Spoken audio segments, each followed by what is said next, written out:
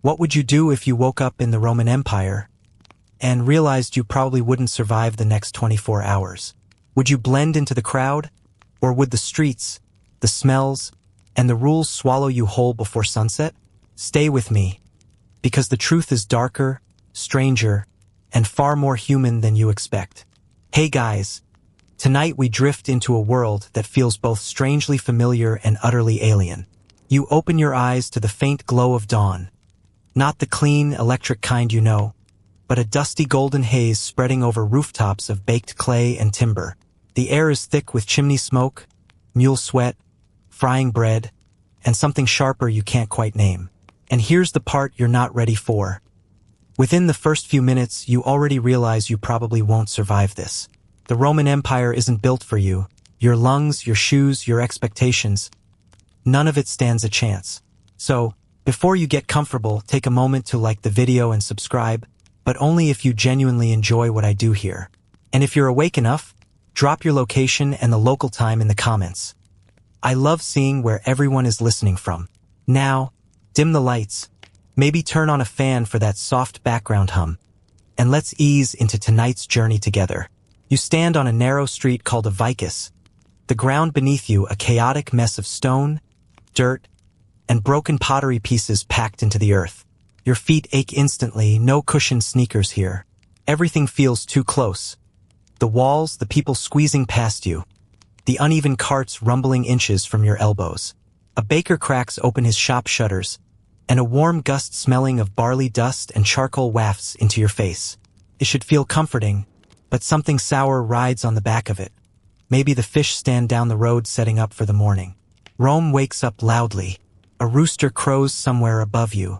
Oddly enough, it's perched on the edge of an apartment balcony, not a farmyard fence. That balcony is part of a stacked, creaking structure called an insula, and you can hear life unfolding within it.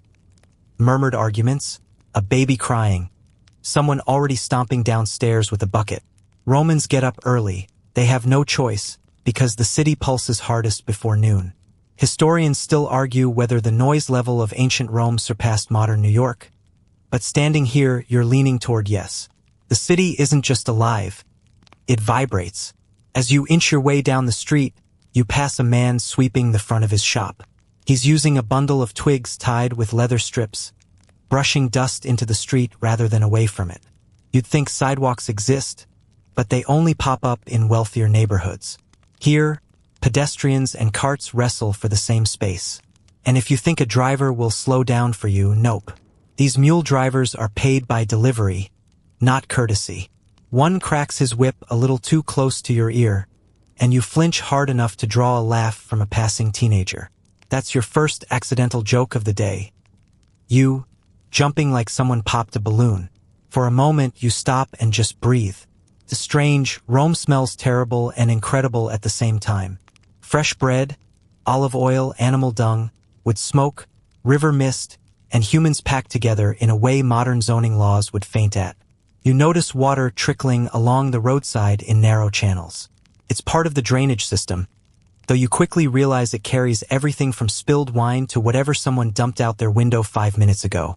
There's even a fringe theory that Romans used the sound of these trickling gutters as early morning cues for timekeeping, though most scholars roll their eyes at that one. A pair of soldiers in uniform brush past you. Their armor isn't the gleaming Hollywood kind.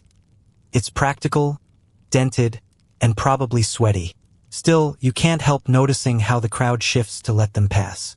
Rome is a city of nearly 1 million people at its height, but disciplined authority like this cuts right through the chaos. You try to step aside too, but you end up backing into a produce stall instead. A handful of figs tumble onto the ground, and the vendor groans loudly enough to make you wish you'd opened your day in literally any other empire. You apologize, which confuses him. Romans don't waste time over tiny accidents.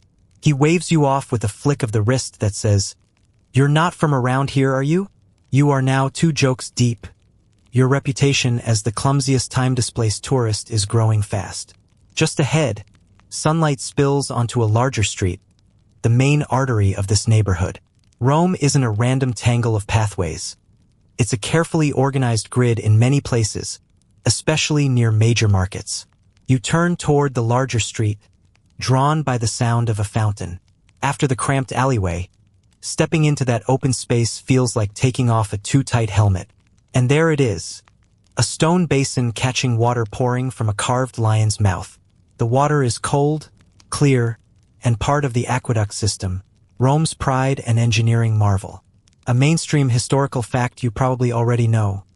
Some aqueducts carried water over 50 miles with barely a drop in elevation. The Romans were unbelievably good at precision.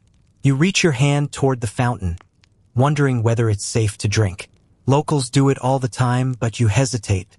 A scarred man filling a jug snorts at your caution. He gestures encouragingly, like, "Come on, scaredy cat." You take a sip anyway. It's refreshing, shockingly so. For a moment, you're relieved. Then a kid nearby whispers something about aqueducts feeding both fountains and other systems. Your stomach tightens because you know how this story will go later in the day. You have officially delivered your third accidental joke. The "I drank it anyway" moment that future you will regret. More people pour into the street as the sun climbs. Merchants haul crates. Women carry baskets. Children chase each other barefoot, weaving between legs and carts with supernatural agility. An old man sits on a stool carving wooden charms shaped like birds. One of them, he tells you, symbolizes a household spirit called a lar, believed to protect a family's hearth. That's your quirky tidbit for the morning. Romans sprinkled superstition into everything, even knickknacks. He presses one into your palm for a single copper coin, shaking his head at your confused fumbling with unfamiliar money. A group of men suddenly begin arguing loudly. You tense up, but no one else pays attention. In Rome, debates are public sport, especially when they happen near shops where people can eavesdrop for entertainment. Historians still argue whether these daily street debates actually influenced local politics or were just dramatic performances by bored citizens. But watching them now, you suspect it's a bit of both. The loudest guy seems to be winning purely by volume. You keep moving. Every few steps, you catch something new. A woman lighting incense at a tiny street shrine. A man repairing a sandal. A boy delivering messages sealed with wax. And all the while, the sun brightens, pushing the shadows back and revealing even more of the city's sprawling, imperfect beauty. Rome isn't tidy. It isn't gentle. But there's a rhythm here. One you can almost settle into if you ignore the grime between your toes and the possibility of getting run over every 12 minutes. By the time you reach the edge of the Forum district, your senses are overloaded. You've been awake in Roman civilization for less than an hour, and already you're sweating, thirsty again, mildly overwhelmed, but strangely exhilarated. You're starting to understand why people called this place the beating heart of the world. A chaotic, unpredictable, magnificent heart that demands respect and attention. And now you're ready to take your next step deeper into the empire's daily challenges. Starting with something so simple, so basic, that modern life has made you forget its importance. Finding safe water and staying alive. You leave the forum's edge with your throat already dry again, which feels ridiculous. Didn't you just drink from that immaculate lion fountain? But welcome to the Roman Empire. Between the heat, the dust, and the sheer density of life packed into these streets, your body burns through moisture faster than you expect. And now you're learning the first real rule of survival here. Water isn't just a convenience. It's a strategic decision. You follow a crowd drifting east toward another square, and soon you hear the familiar splash of a public fountain. These things are everywhere. Rome prides itself on providing water for the people, though only some of it is meant for drinking. The fountain's basin is deeper than the one you saw earlier, carved with images of dolphins and tritons, all chipped and weather-softened. A few women rinse vegetables in it, chatting as they work. One man washes his hands briskly, splashing water onto his face like he's auditioning for the world's earliest skincare commercial. It looks refreshing, but you notice something. None of the locals drink directly from this fountain. They use it for washing, soaking cloths, filling buckets, but not sipping. You lean in, trying to look subtle, and an elderly woman nearby taps your wrist lightly. "Not that one," she mutters. She gestures to another basin across the square, much smaller, quieter, marked with a simple inscription. That one's for the mouth. Her advice is soft, almost conspiratorial, and you're grateful because apparently you were seconds away from rinsing your digestive system with ancient Roman vegetable residue. Joke number 1 of this section. You really are becoming the main character in a slapstick survival documentary. You approach the drinking basin. A thin ribbon of water pours constantly from a spout shaped like a lioness's head. Apparently Romans loved animal mouths as plumbing fixtures. The flow is calm and steady, fed by pressure from the aqueduct above the city. You marvel for a moment at the engineering behind it. A mainstream historical fact tucked neatly into your morning. Rome's aqueduct system carried more than 200 million gallons of water per day at its peak, feeding fountains, baths, households, and even sanitation channels. For a pre-industrial world, that's absurdly impressive. You cup your hands and stop. Something moves in the corner of your eye. A boy, maybe 10 years old, is crouched beside the fountain with a clay cup tethered by a string to his belt. He dips it in, drinks, and then dashes away, yelling something about running late to his father's stall. His water-drinking confidence reassures you. If local kids risk it, maybe you can too. You take a cautious sip, and this time it tastes cleaner, cold, metallic, and vaguely mineral. Your shoulders relax. Then you hear someone mutter, "Lead pipes again," and instantly regret relaxing at all. A man in a tunic walks past 2 other men inspecting a length of pipe laid out in the street, and you catch only fragments: water pressure, lime deposits, those damn lead joints. You remember hearing modern debates about whether Roman lead pipes poison people. Historians still argue whether everyday exposure reached harmful levels or whether lime buildup inside the pipes actually created a natural protective coating. Standing here, that scholarly debate isn't abstract anymore, it's flowing directly into your stomach. You swallow hard. Welcome to open scholarly debate number 1 for this section. You continue through the square, more alert to water sources now. A narrow channel runs down the center of the street, carrying runoff away from fountains and shops. You watch a man empty a chamber pot into it. That's when you finally understand the delicate choreography required to exist in Rome. Clean water on one side, dirty water on the other, and you better not confuse the two. A small crowd gathers near a water cellar. A man with a huge clay jar strapped to a cart. He's ladling water into cups for a small fee. Curious, you watch him for a while. He fills each cup from the same jar, but the water isn't as clear as the fountains. It has a faint greenish tint. Some people prefer it anyway because it's infused with herbs, mint, thyme, and something that smells suspiciously like fennel. A quirky tidbit for the day. Some Roman street vendors flavored water not just for taste, but to hide questionable sources. You have no clue whether this drink is refreshing or a digestive gamble, so you pass politely when the vendor offers you a sample. Further down the street, you encounter a large stone structure with multiple spouts pouring into a wide trough. The sound is hypnotic. A group of workers fills amphorae here, sealing each with wax afterward. Rome's wealthier households pay for private water deliveries, and these men supply it. You realize if you lived here permanently, and assuming you weren't broke, you'd probably become a regular customer. Clean water is a luxury, even in a city built around aqueducts. A cart approaches from behind, its wheels cutting deep grooves through the mud. 2 mules strain against the harness, and the driver yells at pedestrians to move aside.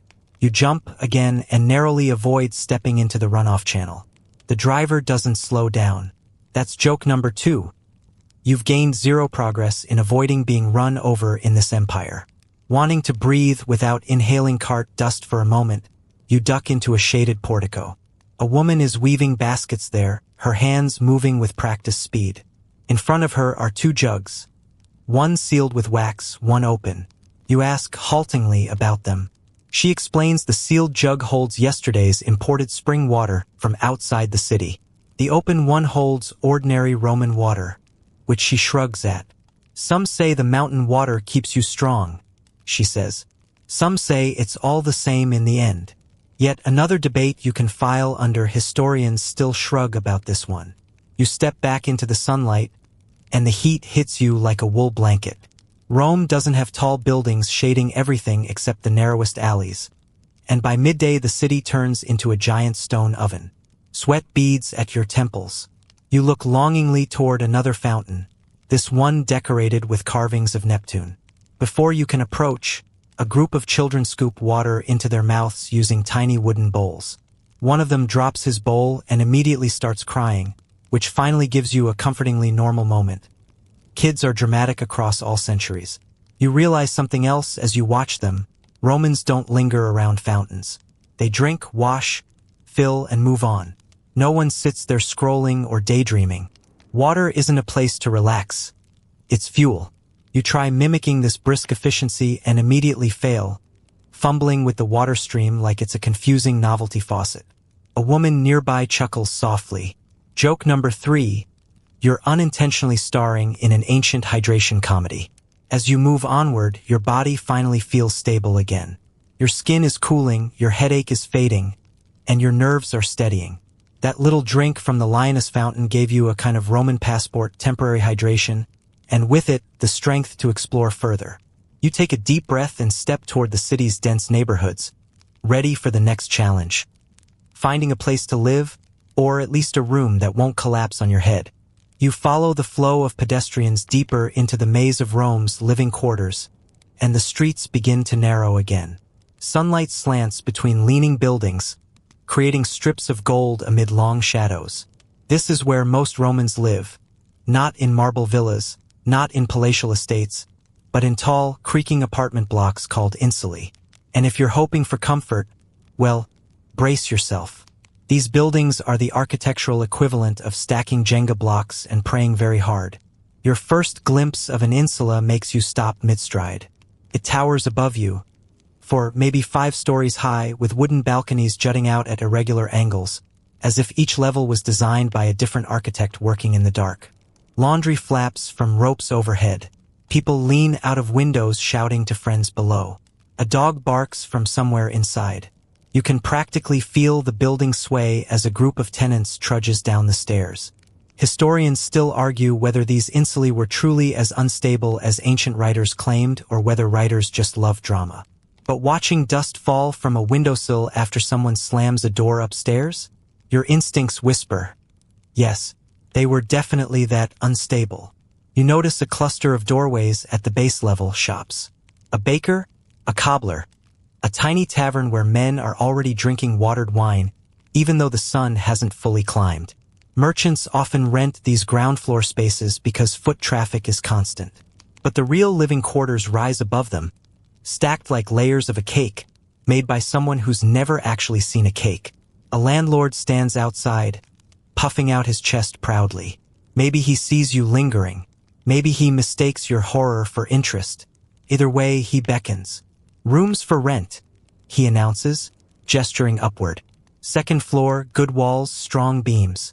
3rd floor, cheap. His grin widens at the word cheap. You take the bait and follow him toward a narrow stairwell. Joke number 1.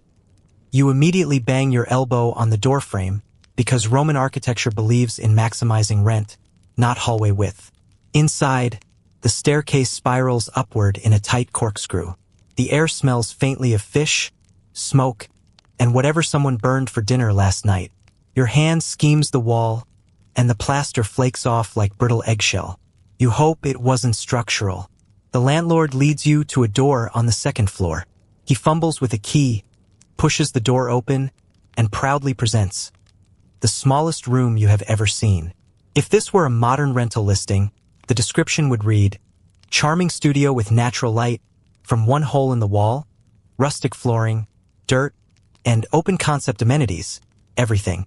There's a straw mattress, a chipped jug, and a wooden stool that looks older than 3 empires combined. This is good, the landlord says. Very safe. He taps the wall. Dust falls. You cough. He ignores this. You step inside and test the floor gently with your foot. The wood creaks but doesn't give way. That counts as success. There are tiny niches in the wall storage spaces, he explains. One still has a withered sprig of rosemary hanging in it. The last tenant left that, he adds, for protection. A quirky tidbit you didn't expect. Many Romans hung herbs in their rooms to ward off bad spirits or foul air, unsure which one was more dangerous. The landlord offers a price for the room, several bronze coins per month. You have no frame of reference for what's reasonable, but his grin suggests the tourist rate. You thank him and ask to see the third floor. His smile falters, as if he knows you're about to meet the true meaning of cheap. The upstairs room is, well, calling it a room feels generous. It's a box. A wooden box with one window that doesn't open, and a ceiling so low you could touch it with a raised hand.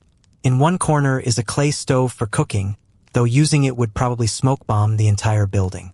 The landlord kicks a rat out of the doorway like it's part of the demonstration. People live here? You whisper.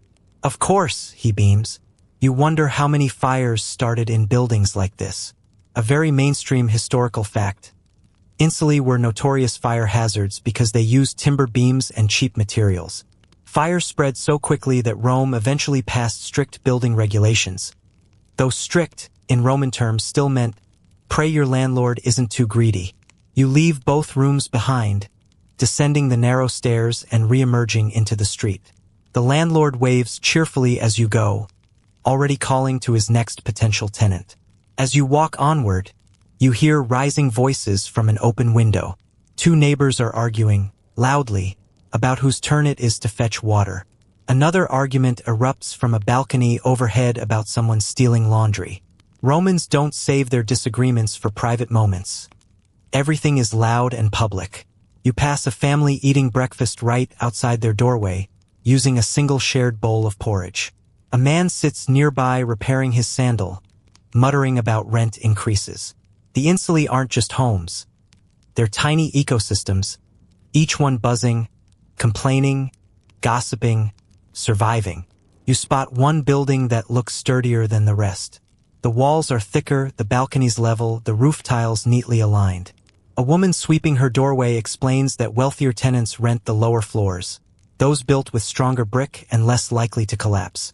The higher you go, she says, the cheaper and shakier life becomes. You glance up at the top floor. The walls tilt slightly inward, like the building is sighing under its own weight. As you continue walking, a child races past you, nearly tripping over your feet. He giggles and keeps running, even after his mother scolds him from the doorway. That's joke number 2. You just realized your feet are apparently irresistible Roman child magnets. Your journey leads you into a different section of housing, better maintained, with tiled roofs and wider windows. These are domus, single-family homes for the wealthy.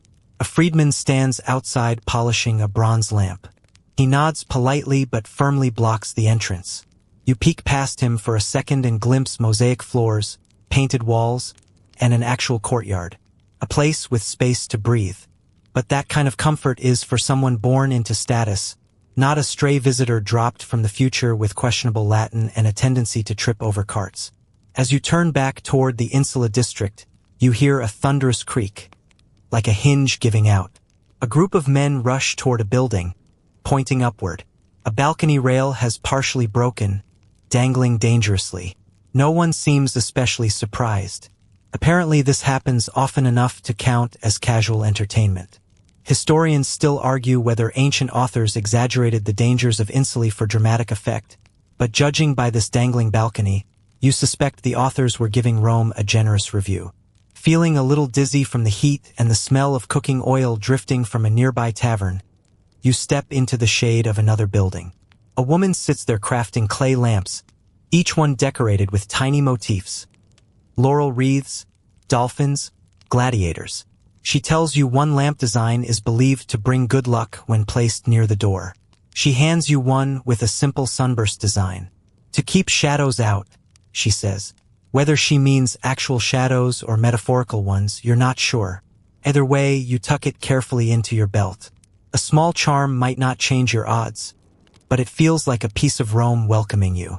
You step back onto the street and realize something important. You don't just need a place to sleep. You need a place that won't collapse, combust, or suffocate you. And in Rome, that's harder than it sounds.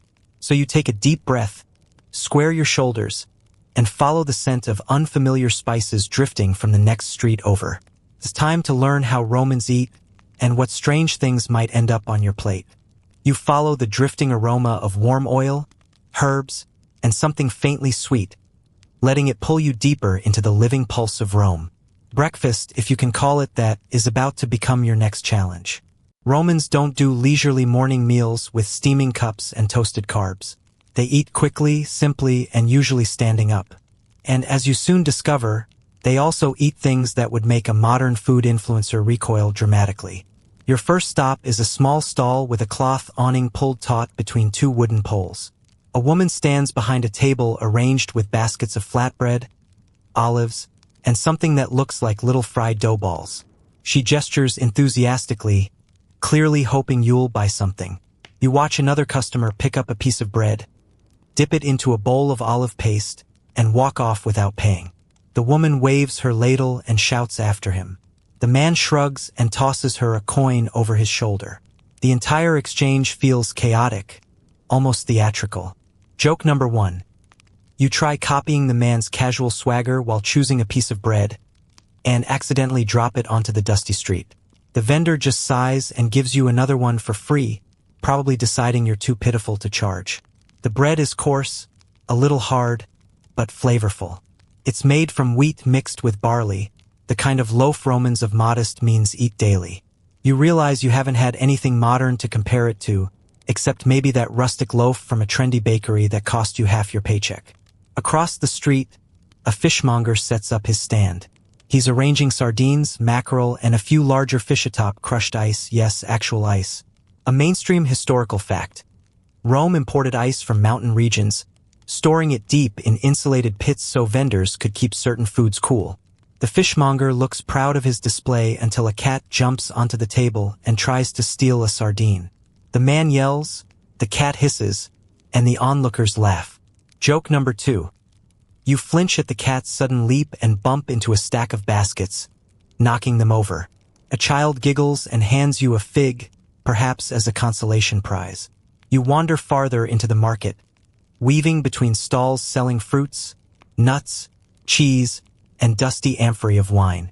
People call out prices, boasting about freshness, though freshness in ancient Rome is a sliding scale. A vendor offers you a date stuffed with nuts. Another offers a wedge of cheese. It smells strong enough to peel paint. You politely decline. At one stall, you notice a clay pot filled with a dark, thick liquid. A man scoops a bit with his finger and tastes it, nodding approvingly. You edge closer, curious. The vendor smiles and invites you to try. The smell hits you instantly. Sharp, salty, earthy. This, he says proudly, is garum, the Roman condiment to end all condiments. Essentially a fermented fish sauce, made by packing fish guts, salt, and herbs into jars and letting the sun work its magic. A quirky tidbit. Some Romans swore different regions made superior garum, treating it like wine snobs treat vintages. The vendor even insists his garum is as good as the finest from Carthage. You manage a polite smile, then pretend someone is calling your name to escape without tasting it. Your wandering takes you to a small tavern with open shutters and a stone counter up front. Inside, men sit on stools sipping watered wine and dipping bread into bowls of lentils. You hover near the doorway. The tavern owner nods at you, so you step in. A bowl of lentils is placed in front of you before you can even ask. The lentils are warm and earthy, simmered with onions and herbs. You take a cautious spoonful and find the flavor comforting. Simple, actually good. The owner raises an eyebrow, waiting for your verdict. You give a thumbs up. He nods once, then returns to stirring a pot. That's when you notice something unusual simmering beside it. A mixture of cheese, herbs, and what look like eggs. The owner explains it's a breakfast dish for those who want something heartier. Keeps you working, he says. You nod, even though you're not entirely sure your stomach agrees. Outside, you encounter a cluster of children gathered around a man selling honey cakes. They're small, sticky, and shaped like tiny discs. You buy one and feel the honey coat your fingers instantly. The sweetness is intense, richer than most modern desserts. You lick your fingers, and for a moment, you forget you're in a world that could collapse a balcony on your head at any moment. The children grin when you make an exaggerated wow face. Joke number 3 achieved. Apparently you're very entertaining to Roman kids. As you continue exploring, the market becomes more crowded. A man carrying a wooden crate shouts for people to make way. A woman yells back. Two dogs bark at each other, then at a passing donkey. It's exhilarating chaos. You notice how Romans mix food and community effortlessly. People buy ingredients while gossiping. Friends gather near bread stalls to talk politics. Even strangers share bites of figs or olives during casual conversations. You wander toward the edge of the market, where the smells shift from warm bread and herbs to something sharper. Meat grilling over open flames. A man tends a small charcoal grill, turning skewers of pork seasoned with pepper and coriander. You watch as he sprinkles a bit of garum over the meat, and you resist the urge to back up. He offers you a skewer. You try one cautious bite. It's delicious, salty, tender, smoky, everything your breakfast needed. You nod appreciatively, and the man beams like he invented seasoning. Nearby, you stumble upon a stand selling a drink called pasca, a mix of vinegar, water, and herbs. It smells surprisingly pleasant, and Roman soldiers drink it regularly because it's safer than water. You take a sip, expecting the worst. It's tart but refreshing, like lemonade's strange ancestor. A soldier nearby laughs and says, "Told you." You realize pasca might just become your survival beverage. You pass a produce stand with vegetables you recognize, leeks, onions, cabbage, and some you don't. A vendor explains how Romans cook with everything from celery root to wild herbs. He hands you a sprig of something that smells like pine and mint combined. "For stew," he says. You nod, pocketing it, even though you're not sure you'll ever cook a Roman stew without burning down an insula.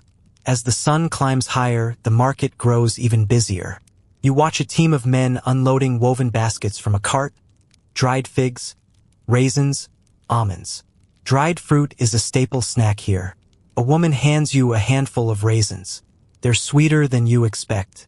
She says they strengthen the blood, though historians still argue whether Romans believed dried fruit truly improved health or whether that idea was a later embellishment. You take in the scene around you.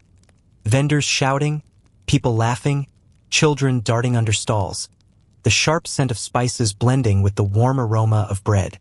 Rome feels alive in a way that's hard to describe. Messy, loud, flavorful. And through it all, you feel yourself adjusting, step by step, to the rhythm of ancient survival. You're eating like a Roman now, at least a little. But as your stomach settles and the morning heat intensifies, you realize something important.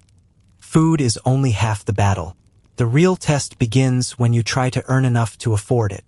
You take a final sip of pasca, wipe your hands on your tunic, and turn toward the bustling workshops at the city's edge. It's time to learn what work you might actually survive in the Roman Empire. You wipe a bit of honey from your fingers as you step away from the food stalls and toward the industrial heartbeat of the city. The workshops, the forges, the storefronts humming with labor. Rome might be famous for emperors and marble monuments, but the empire runs on sweat.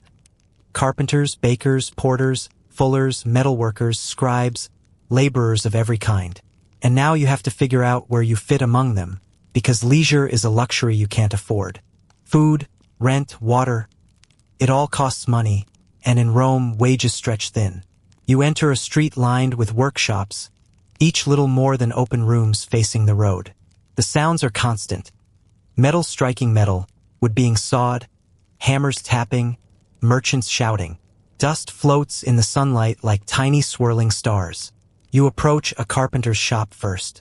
Two men plane a thick board, chips flying, while another drills holes using a bow drill. You linger too long, and the carpenter looks up. "You want work?" he asks. You shake your head quickly, knowing your modern hands would last about 15 minutes before blistering into uselessness. Joke number 1. You raise your hands in a silly nope gesture, forgetting Romans don't really use that expression, and he blinks at you like you're doing magic. You keep moving.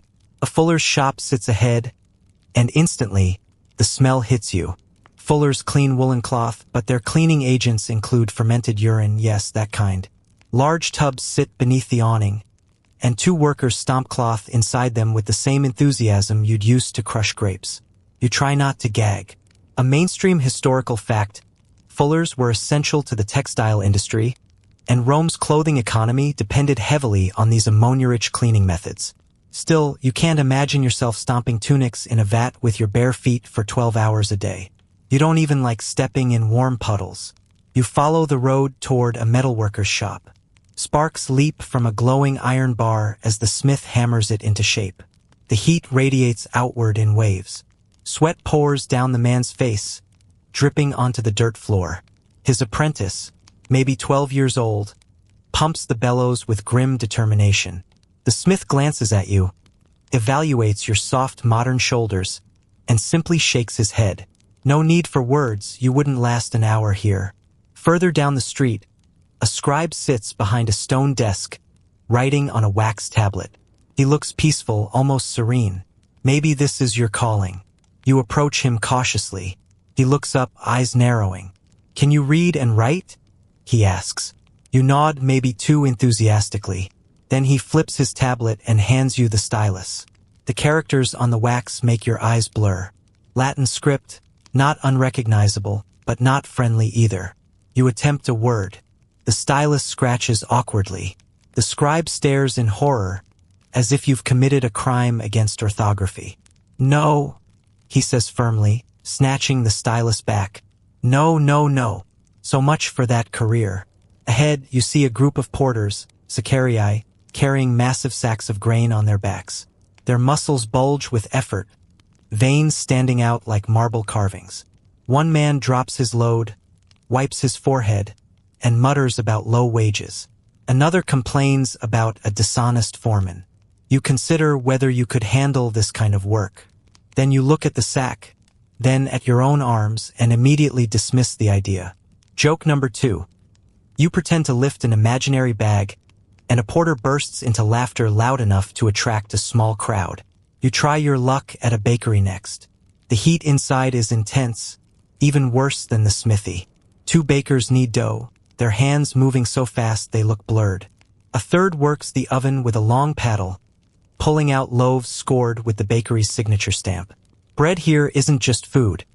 It's identity. Every bakery marks its loaves to prevent theft and to build reputation. The owner sizes you up and shrugs. "Maybe sweeping," he says, but you quickly decline because the phrase "baking accident in ancient Rome" sounds like the title of a comedic tragedy starring you. A woman weaving baskets sits nearby, her fingers nimble and confident. She works through bundles of reeds like she's conducting a quiet orchestra. You sit for a moment watching her movements. She nods politely, then asks if you're looking for work. You tell her honestly that you're assessing your options. She laughs gently. "Options are for the rich," she says. "For the rest of us, life tells us what we do. There's truth in that, and it sits heavy in your chest." Across the street, a tavern owner shouts that he needs someone to sweep up spilled wine and rinse cups. It sounds doable, until you step inside and see the chaos of men arguing, spilling drinks, slamming coins onto the counter. You imagine yourself trying to keep up and decide that you prefer to live at least one more day. You pause near a group of workers repairing a road. They're laying stones, leveling earth, and maintaining the infrastructure Rome prides itself on. A quirky tidbit floats into your mind. Some Roman roads were maintained by private guilds who took great pride in their sections, even adding decorative stones or carved markers. One of the workers notices you watching and jokes, "You want a shovel?" You politely decline, which earns you a sympathetic smile. Eventually, you find yourself at a construction site where men build an arch. The foreman shouts instructions over the noise, and dozens of workers haul stone blocks, mix mortar, and hammer supports into place. You feel a flicker of awe, Roman engineering at work. But you also feel the heat, the danger, and the exhaustion radiating from the workers. Historians still argue whether Roman laborers received fair compensation or whether the system exploited them relentlessly. Watching them now, you suspect the truth leans toward exploitation with a side of aching joints. You wander onward, growing increasingly aware of something. Most Roman jobs require strength, endurance, or highly specialized skills passed down within families. You have none of those advantages. You're a visitor with soft hands, limited Latin, and a suspiciously modern posture. But you do notice one potential opportunity. message running. You've seen boys dashing between shops carrying wax tablets and scrolls. You might not be strong, but you can walk fast. Maybe that could work. Unless the city's crowds, carts, and random goats undermine you first. You imagine yourself tripping over a dog, dropping a scroll into a gutter, and having to explain yourself to an impatient merchant. You sigh. Joke number 3. You mime that scenario to yourself, and a passing teenager gives you a confused thumbs up. As midday approaches, you sit on a stone step to catch your breath. The sun beats down. Workers pass by covered in dust, sweat, and fatigue. They earn just enough to survive, and even then, barely. You calculate your odds of not starving within a week. The math is not encouraging. You realize something profound. Rome is magnificent for those at the top, challenging for those in the middle, and brutally demanding for everyone else. Surviving here isn't just about eating or drinking. It's about endurance, adaptability, and accepting discomfort as a constant companion. You push yourself up from the step, legs aching from the morning's exploration. If you can't find the perfect job, maybe you can at least find somewhere to clean off the sweat and dust. And in Rome, there's one place where everyone, rich, poor, foreign, local, tries to reclaim a little comfort. You head toward the bathhouses, where steaming rooms, cold pools, and social rituals await, along with their own hidden dangers. You follow the flow of the crowd toward a wide, columned building radiating heat like a living furnace, and suddenly you understand why Romans practically worshipped their bathhouses. After hours in the dusty streets, you're sticky, tired, and starting to smell like someone who's done an involuntary walking tour of every odor in the empire. But here, in the thermi, you're promised warmth, water, and a kind of chaotic relaxation that somehow doubles as a public social arena. You step closer, already imagining a long soak, and then remember you have absolutely no idea how Roman bathing works. The entrance is busy. Men chatting loudly, children weaving through legs, workers carrying bundles of towels, and attendants shouting instructions. You pay a small entry fee, slip inside, and find yourself in a grand open space called the apoditerium, the changing room. The floor mosaic depicts dolphins and seashells, though time and foot traffic have worn the details smooth. You spot rows of niches carved into the walls, each one meant to hold clothing. A wiry young attendant approaches and gestures for you to place your things in a niche. You do cautiously. The attendant gives you a look that translates roughly to, "Relax. I'm not here to steal your tunic." But then he adds a pointed warning. Some attendants do steal things when customers aren't looking. It's a widespread problem. A mainstream historical fact. Ancient Roman graffiti complains constantly about thieves in bathhouses. Names, insults, and even boasts about stolen sandals. You glance nervously at your niche and decide to keep one eye on it whenever possible. Bathing is a multi-step ritual, and the first step is oiling. A man with a jar of olive oil walks past, offering tiny scoops for a few coins. Romans don't use soap the way you do. Instead, they smear oil on their skin and scrape off the mixture of oil, sweat, and dirt with a curved metal tool called a strigil. You hesitate. Oiling yourself in public is new, but everyone around you is doing it so casually that refusing would make you look stranger than participating. You smear the oil onto your arms and chest, then attempt scraping. Joke number 1. You drop the strigil mid-scrape, and it clatters loudly across the floor. A man nearby chuckles and shows you how to hold it properly. "Like this," he says, demonstrating a firm grip. You nod, relieved that your first Roman spa day hasn't turned into a slapstick routine. Yet, properly scraped and slightly glistening, you follow the crowd into the warm room, the tepidarium. It's dimly lit, with walls painted in faded reds and yellows. Warm air hugs your skin instantly. You inhale steam infused with subtle herbal scents, thyme, maybe rosemary. People recline on stone benches, chatting lazily about politics, gossip, and gladiator gossip. The acoustics carry voices in a soft buzz. You take a seat, feeling your muscles loosen, and it hits you. This is actually nice, relaxing, comforting even. For a moment, you forget you're centuries away from your own bed. But Romans love intensity, So the real test comes when you enter the next chamber. The caldarium. The blast of heat is staggering. Steam rises thick from a marble pool in the center. Sweat forms on your brow instantly.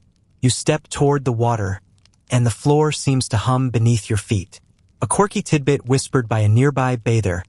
Many bathhouses heated their floors using a system called hypocaust, where hot air from a furnace circulated through raised flooring. It's brilliant engineering, but also a fire hazard if poorly built. The man grins and adds, "If you hear the floor crack, run." You chuckle uneasily, unsure whether he's joking. You ease yourself into the hot pool, and your body reacts with a confused mix of bliss and alarm. It's hotter than any modern hot tub. People around you seem unaffected, lounging casually like lizards on warm stones. A man next to you sighs contentedly and starts telling you about his work as a spice merchant. You nod politely even though you understand only half of what he says. He gestures toward the steam ceiling, explaining how the heat opens the pores and purifies the spirit. Historians still argue whether Romans genuinely believed in the medicinal effects of bathing or whether they simply enjoyed the luxury. But sitting here, feeling your muscles unwind, you see why the baths were the center of Roman life. Eventually, the heat becomes overwhelming. You climb out of the caldarium, feeling lightheaded and stumble slightly. Joke number 2, though no one seems to notice because half the room is wobbling from the steam. An older man pats your shoulder and gestures toward the next step. The cold plunge. The frigidarium. You brace yourself, thinking it can't be that cold. It is. Oh, it absolutely is. You lower yourself into the water, and every nerve in your body fires off an alarm message like, "Turn back! This water belongs in Antarctica." You gasp, your teeth nearly chattering. The shock to your system is intense enough that you wonder whether this counts as cardio. A young man dives in beside you effortlessly and resurfaces with a grin. You try smiling too, but probably look like a frozen gargoyle. After a few moments, the cold feels invigorating, like waking up twice in one day. You climb out and find a warm corner to breathe. Your skin tingles, your muscles feel softer, and your brain feels reset. You start to understand why Romans spend hours here. It's not just cleanliness or warmth. It's ritual, community, escape. This is their version of social media, gym membership, and neighborhood cafe all rolled into one. You wander toward a quieter room where a masseur offers oil massages. You decline as politely as possible because you're not ready for that level of Roman intimacy. Instead, you settle onto a bench, listening to the soft murmur of conversations around you. A pair of elderly men debate whether a new aqueduct will benefit the city or waste tax revenue. A teenage boy brags about sneaking into a gladiator school to watch training. A woman complains about rising olive oil prices. Ordinary life, ancient voices, timeless concerns. Just as you're thinking about retrieving your clothes, a sudden loud crash echoes from the caldarium. People stop mid-sentence. A worker rushes by, shouting about a cracked ceiling tile. The room buzzes with nervous laughter. Another mainstream historical fact. Some bathhouses did collapse due to structural issues or poor maintenance. You decide that's your cue to start wrapping up your spa day.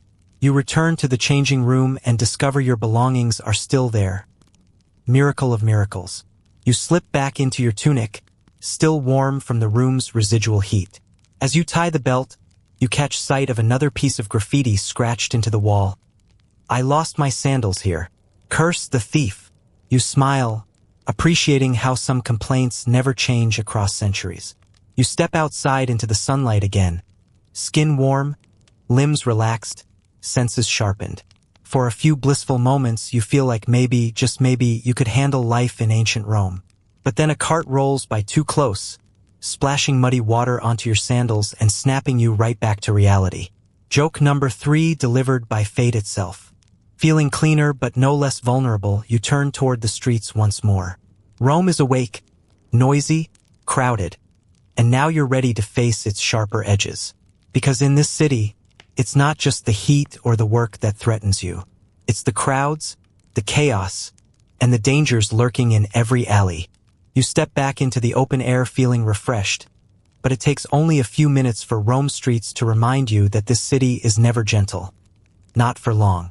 The noise hits you first. Shouts from vendors, clattering wagon wheels, braying animals, clinking coins, and the constant rumble of 10,000 footsteps. Then come the smells: smoke, sweat, olives, leather, garbage, something metallic you can't quite name. The bathhouse glow fades as reality closes in. Crowds, crime, and danger are woven into Rome's daily pulse, and now you have to navigate them. You start down a busy street, the kind historians lovingly call a traffic artery, though perpetual accident zone feels more accurate. Carts pulled by mules jostle for space, their wheels grinding against uneven stones. Pedestrians squeeze into gaps between wooden stalls and walls. You try following their rhythm. Step, dodge, sidestep, duck. But Rome has no patience for newcomers. Within 30 seconds, a mule tail smacks you in the shoulder. The mule doesn't apologize. Joke number 1, your indignant "hey" gets swallowed instantly by city noise. A lamplighter pushes past you carrying a bundle of oil-soaked rags. Children scatter around him, laughing as if dodging him is a game. You notice something unnerving. Every adult keeps a hand close to their belt or purse. You follow suit, patting the small pouch containing your borrowed coins. Moments later, you understand why. A young man bumps into you hard. You step back, mumble a polite "excuse me," and keep walking. But something in your instincts prickles. You check your belt. Your pouch is still there. But your new sunburst charm from the lamp seller? Gone. You spin around, but the crowd has already swallowed him. A mainstream historical fact. Pickpockets, known as furtum, operated everywhere in Rome, often working in teams, and victims rarely got anything back. You sigh and accept your first real Roman loss. At least he didn't take your belt. As you continue along the street, the crowd thickens near an intersection. People gather around a man on a small platform shouting political insults at an unseen rival. This half speech, half comedy show, and the audience laughs, cheers, and jeers at all the right moments. A few men toss coins at his feet. One man mutters to you, "He's braver than he is wise." You nod, even though you're not sure which part he means. Beyond the spectacle, you notice a cluster of soldiers standing at the corner, not patrolling so much as watching the flow of people. Their mere presence clears space. A woman carrying a basket briefly slips on a wet stone, and you instinctively grab her arm to steady her. She thanks you, then immediately warns, "Don't linger near them. They love fining strangers." Historians still argue whether soldiers abused their authority regularly or whether ancient writers exaggerated the misconduct. But the way the soldiers eye you like a man who owes them money, you choose to believe the writers. You move on quickly. The street narrows again, funneling people between tall insulae.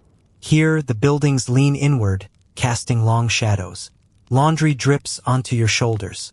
Someone dumps a bucket from above. Thankfully, just water this time.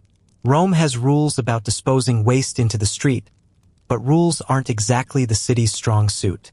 A delivery boy sprints past you so fast he nearly knocks you over. You flatten yourself against a wall. Joke number 2. Your surprised yelp echoes so loudly that a nearby woman bursts into laughter and gives you a sympathetic pat on the back. You emerge into a small square where several side streets converge. A man plays a flute for coins. A dog sleeps peacefully amid the chaos. A group of teenagers leans against a fountain, whispering mischievous plans. A man in a hooded cloak sits on a low wall, casually sharpening a small blade. You try not to make eye contact, but he glances up with a knowing smirk, as if he's reading your fear like a scroll. You pick up your pace. As you wander farther from the busy markets, the streets become quieter, but not safer. Rome's vicoli, tight back alleys, hide danger in their shadows. The walls are higher, the air cooler, and conversations hushed. A pair of rough-looking men lean against a doorway, watching people walk by with too much interest. You cross the street before they can decide whether you're worth the trouble. A quirky tidbit. Ancient graffiti in these alleys sometimes warned about local gangs, marking territory with crude symbols. You spot a few scratched into the plaster, meaningful to some, but to you just unsettling. At the end of one alley, you stumble onto a commotion. Two men wrestling in the dirt while a crowd forms a loose circle. Someone shouts encouragement. Another yells insults. You can't tell whether this is a real fight or entertainment. Then a sandal flies off one man's foot and hits you square in the shin. You yelp. Joke number 3. The crowd barely notices. This kind of thing happens all the time. A woman grabs your arm and pulls you back. Best not stand so close, she warns. They spill blood sometimes. You thank her and slip away before the sandal guy demands his footwear back. Eventually, you return to a wider street lined with shops selling lamps, tunics, pots, spices, and small bronze trinkets. You feel safer here. The crowds are dense again, but at least there are more witnesses, more legitimate business, and fewer lurking figures. A shopkeeper waves you over to show off a bronze dagger with a decorated hilt. For protection, he says with a wink. You politely decline. Even holding it feels like inviting trouble. He shrugs and tells you crime has worsened since some local magistrate left office. Historians still argue whether the last praetor was corrupt or simply incompetent, he mutters. You nod, another chaotic piece of Roman life falling into place. You step aside as a small procession passes. Musicians, dancers, and a woman carrying a basket of flowers. Some kind of household festival. People toss petals into the air, creating a moment of unexpected beauty. For a few seconds, Rome looks almost peaceful. Then a man in the crowd shouts an insult at the dancers. A soldier confronts him. Someone else misinterprets the gesture, and suddenly half the street is arguing. You back away slowly. Rome doesn't simmer. It erupts. You search for calmer ground and find yourself near a row of taverns. Men stand outside drinking watered wine, loudly discussing the upcoming chariot races. A few look unsteady on their feet, even though it's barely midday. Rome's drinking culture is different from yours. Wine is everywhere, but strong wine is frowned upon. Dilution is the norm. You overhear one man say he mixes his wine 3 parts water, 1 part ferment. His friend scoffs and claims real men drink it half and half. Historians still argue whether Roman attitudes toward alcohol were strict moral guidelines or just class snobbery dressed as virtue. A tavern keeper catches your eye and beckons you inside. You step in, expecting a quiet corner. Instead, you find an atmosphere thick with smoke, laughter, and a few patrons clearly debating whose turn it is to pay. The owner warns you to keep your pouch close. Pickpockets come here too, he says. You sit for a moment, nursing a small cup of diluted wine. It tastes surprisingly decent, though the cup feels sticky enough that you don't ask about their washing process. When you step back outside, the world feels brighter and louder than before. The city's dangers have a way of sharpening your senses. Constant vigilance, scanning crowds, bracing for surprises. It's exhausting, but also strangely thrilling. Rome is alive in every direction, unpredictable but magnetic. And as you push forward through the crush of humanity, you notice something familiar rising in the distance. The outline of a massive arena, its arches towering above rooftops like the teeth of some ancient stone beast. Entertainment awaits, blood sport awaits, and Rome's appetite for spectacle is unlike anything you've ever faced. The closer you get to the arena, the louder the city becomes. Not the chaotic, everyday clatter of Rome's streets, but a deeper, heavier roar, like an entire crowd breathing in anticipation. The stone arches rise above you like the ribs of some colossal creature, casting long shadows that ripple over the buzzing crowd. You pause, taking it in. Even if you've seen pictures of the Colosseum in modern times, nothing prepares you for the raw mass of it here, alive, filled, vibrating with human noise. Your heart beats faster, not from excitement, but something closer to dread. You follow a stream of people funneling through the archways. Vendors line the entrance selling bread, olives, nuts, dried fruit, and wine diluted to various degrees of respectability. One vendor waves a skewer of roasted chickpeas under your nose. Good for the nerves, he boasts. Considering where you're headed, you buy a handful. Joke number 1 arrives quickly. A pigeon swoops down at the exact moment you lift one to your mouth, sending half the chickpeas scattering. A boy laughs openly, and the vendor gives you a sympathetic shrug as if to say, "Happens every day." Inside the passageway, you feel a shift in temperature, cool stone swallowing the warmth of the sun. The corridor stretches ahead, dimly lit by slivers of daylight filtering through narrow openings. Steps echo, voices echo, history echoes. You sense how many thousands of feet have walked here before you, how many hearts have pounded with terror or thrill in these very shadows. As you enter the seating area, the view slams into you with full force. The arena floor is spread out below, a wide expanse of sand, gleaming like gold dust under the sunlight pouring through the open sky. The tiers of stone seats rise around it in a perfect ellipse, filled with Romans talking, shouting, arguing, anticipating. You stand motionless for a moment. Part of you wants to sit down and part of you wants to bolt for the exit. You find a seat in the middle section, high enough to avoid the smell of animals, low enough to see the action. A man beside you grins. "First time?" he asks. You nod. He gestures at the arena. "You'll remember today for the rest of your life." You smile weakly, unsure whether that's a promise or a warning. A group of musicians enters the lower platform and begins playing pipes and drums. The beat reverberates through your chest. A herald steps forward, announcing the start of the spectacle. The crowd erupts, cheering, stomping, clapping. The sound is enormous, almost physical. A mainstream historical fact. During popular events, the Colosseum could hold more than 50,000 spectators, and ancient writers remarked that the cheering was loud enough to shake nearby buildings. Sitting here now, you believe it. The first act is a series of animal hunts, venations. The gate on the far side creaks open, and out bursts a huge boar, its bristles standing like needles, tusks glinting. A hunter enters behind it carrying a spear. You tense as the boar charges. The hunter sidesteps with practiced control, driving the spear into its shoulder. The crowd shouts approval. But the boar doesn't fall. It thrashes angry, spraying sand. Historians still argue whether some hunts were staged with weakened animals or whether they were genuinely lethal encounters. Watching the hunter dodge the boar's charge, you're convinced this one at least is very real. A second hunter joins in. The boar is overwhelmed. When it finally collapses, the crowd cheers again. You sit frozen.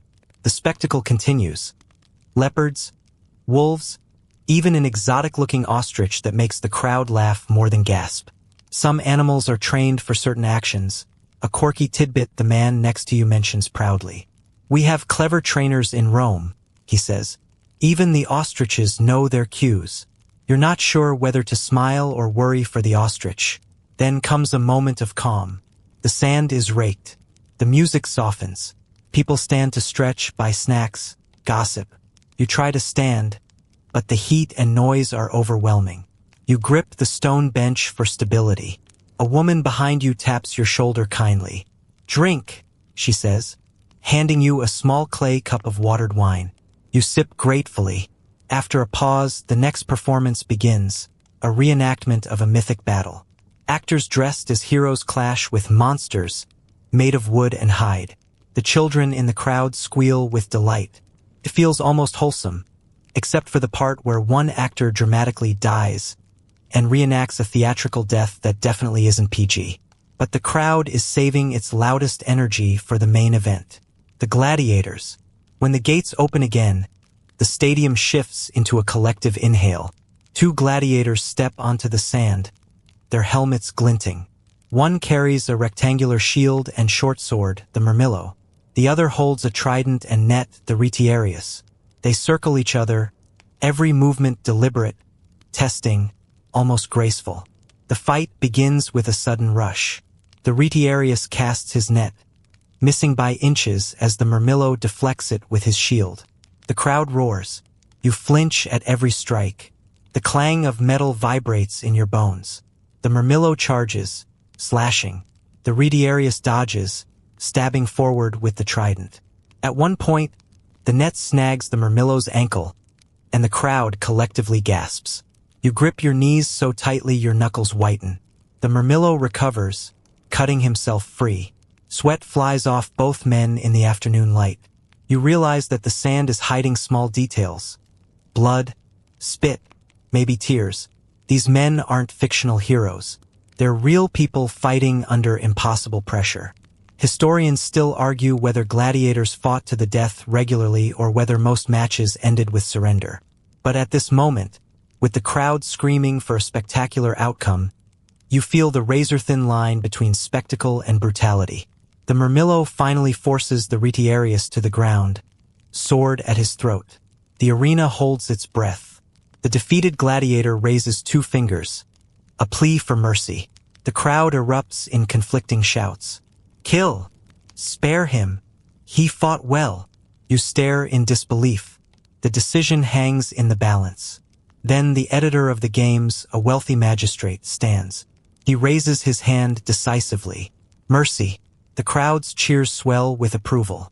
Relief washes over you like cool water. The Murmillo helps his opponent stand. They exit the arena together, battered but alive. You exhale for the first time in what feels like minutes. But even mercy can't hide the truth. This spectacle isn't made for you. Your heart pounds too fast, your palms sweat too much. You weren't raised in a world where violence is entertainment, where life and death hinge on a gesture from a politician seeking applause.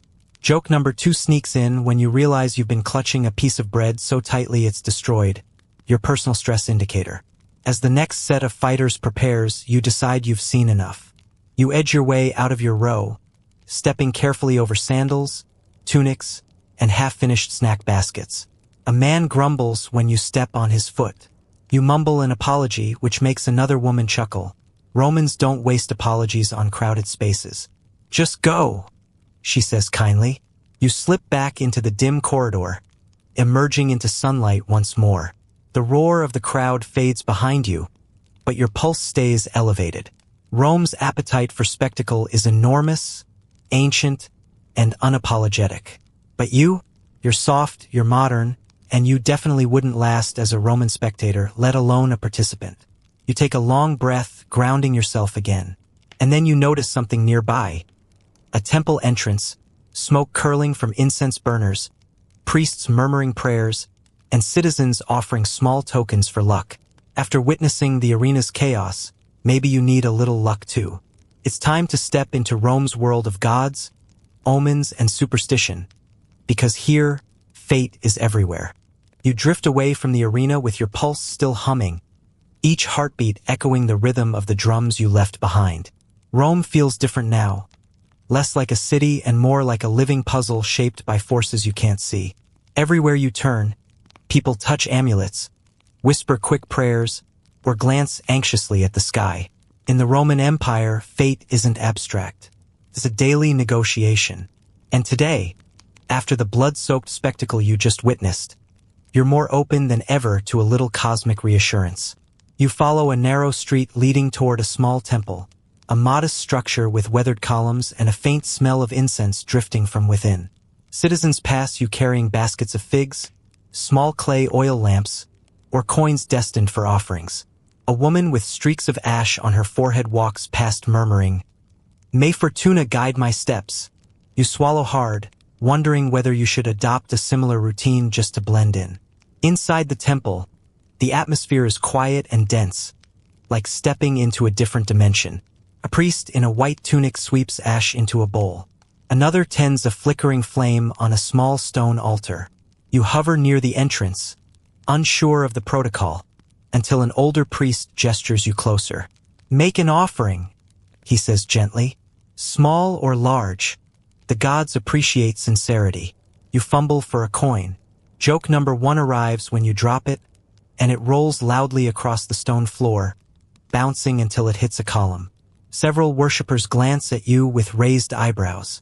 The priest merely smiles, retrieves the coin, and places it on the altar for you. He asks your name, then waves fragrant smoke toward you using a bundle of herbs. "Protection," he explains. You nod, relieved, even if you smell slightly like roasted rosemary afterward. You move to the side and take in the artwork. Carved reliefs depicting Fortuna, Jupiter, Minerva, even Mercury guiding travelers by lantern light. It strikes you that Romans don't worship one god for everything. They maintain a whole network of divine specialists. Miss a step? Offend the wrong spirit? Forget an offering? Fate gets complicated fast. You step outside again, blinking as sunlight floods over you. A young woman approaches carrying a wicker basket filled with small clay figurines, household gods called Laras. She explains that families place them in niches near their hearths, believing these guardians protect the home. A quirky tidbit she shares with a conspiratorial whisper. Some Romans believed their Laras could get mischievous if ignored too long, tipping jars, breaking cups, causing small domestic chaos. You must keep them happy, she says. You nod, imagining your modern life ruled by a tiny clay taskmaster who sabotages you for forgetting weekly offerings. As you walk farther into the city, you notice omens everywhere, or at least Romans noticing omens everywhere. A flock of birds takes off suddenly from a rooftop, and several people stop walking to observe the direction. A man mutters something about it being inauspicious. Another clutches the pendant around his neck. Historians still argue whether everyday Romans truly believed in augury or simply mimicked elite behavior, but here in the thick of it, you can see how superstition permeates everything. A boy carrying a bread basket bumps into you and quickly touches his shoulder, muttering a phrase you don't recognize. He explains he's warding off the evil eye. You wonder if you've accidentally become one of Rome's unluckiest omens.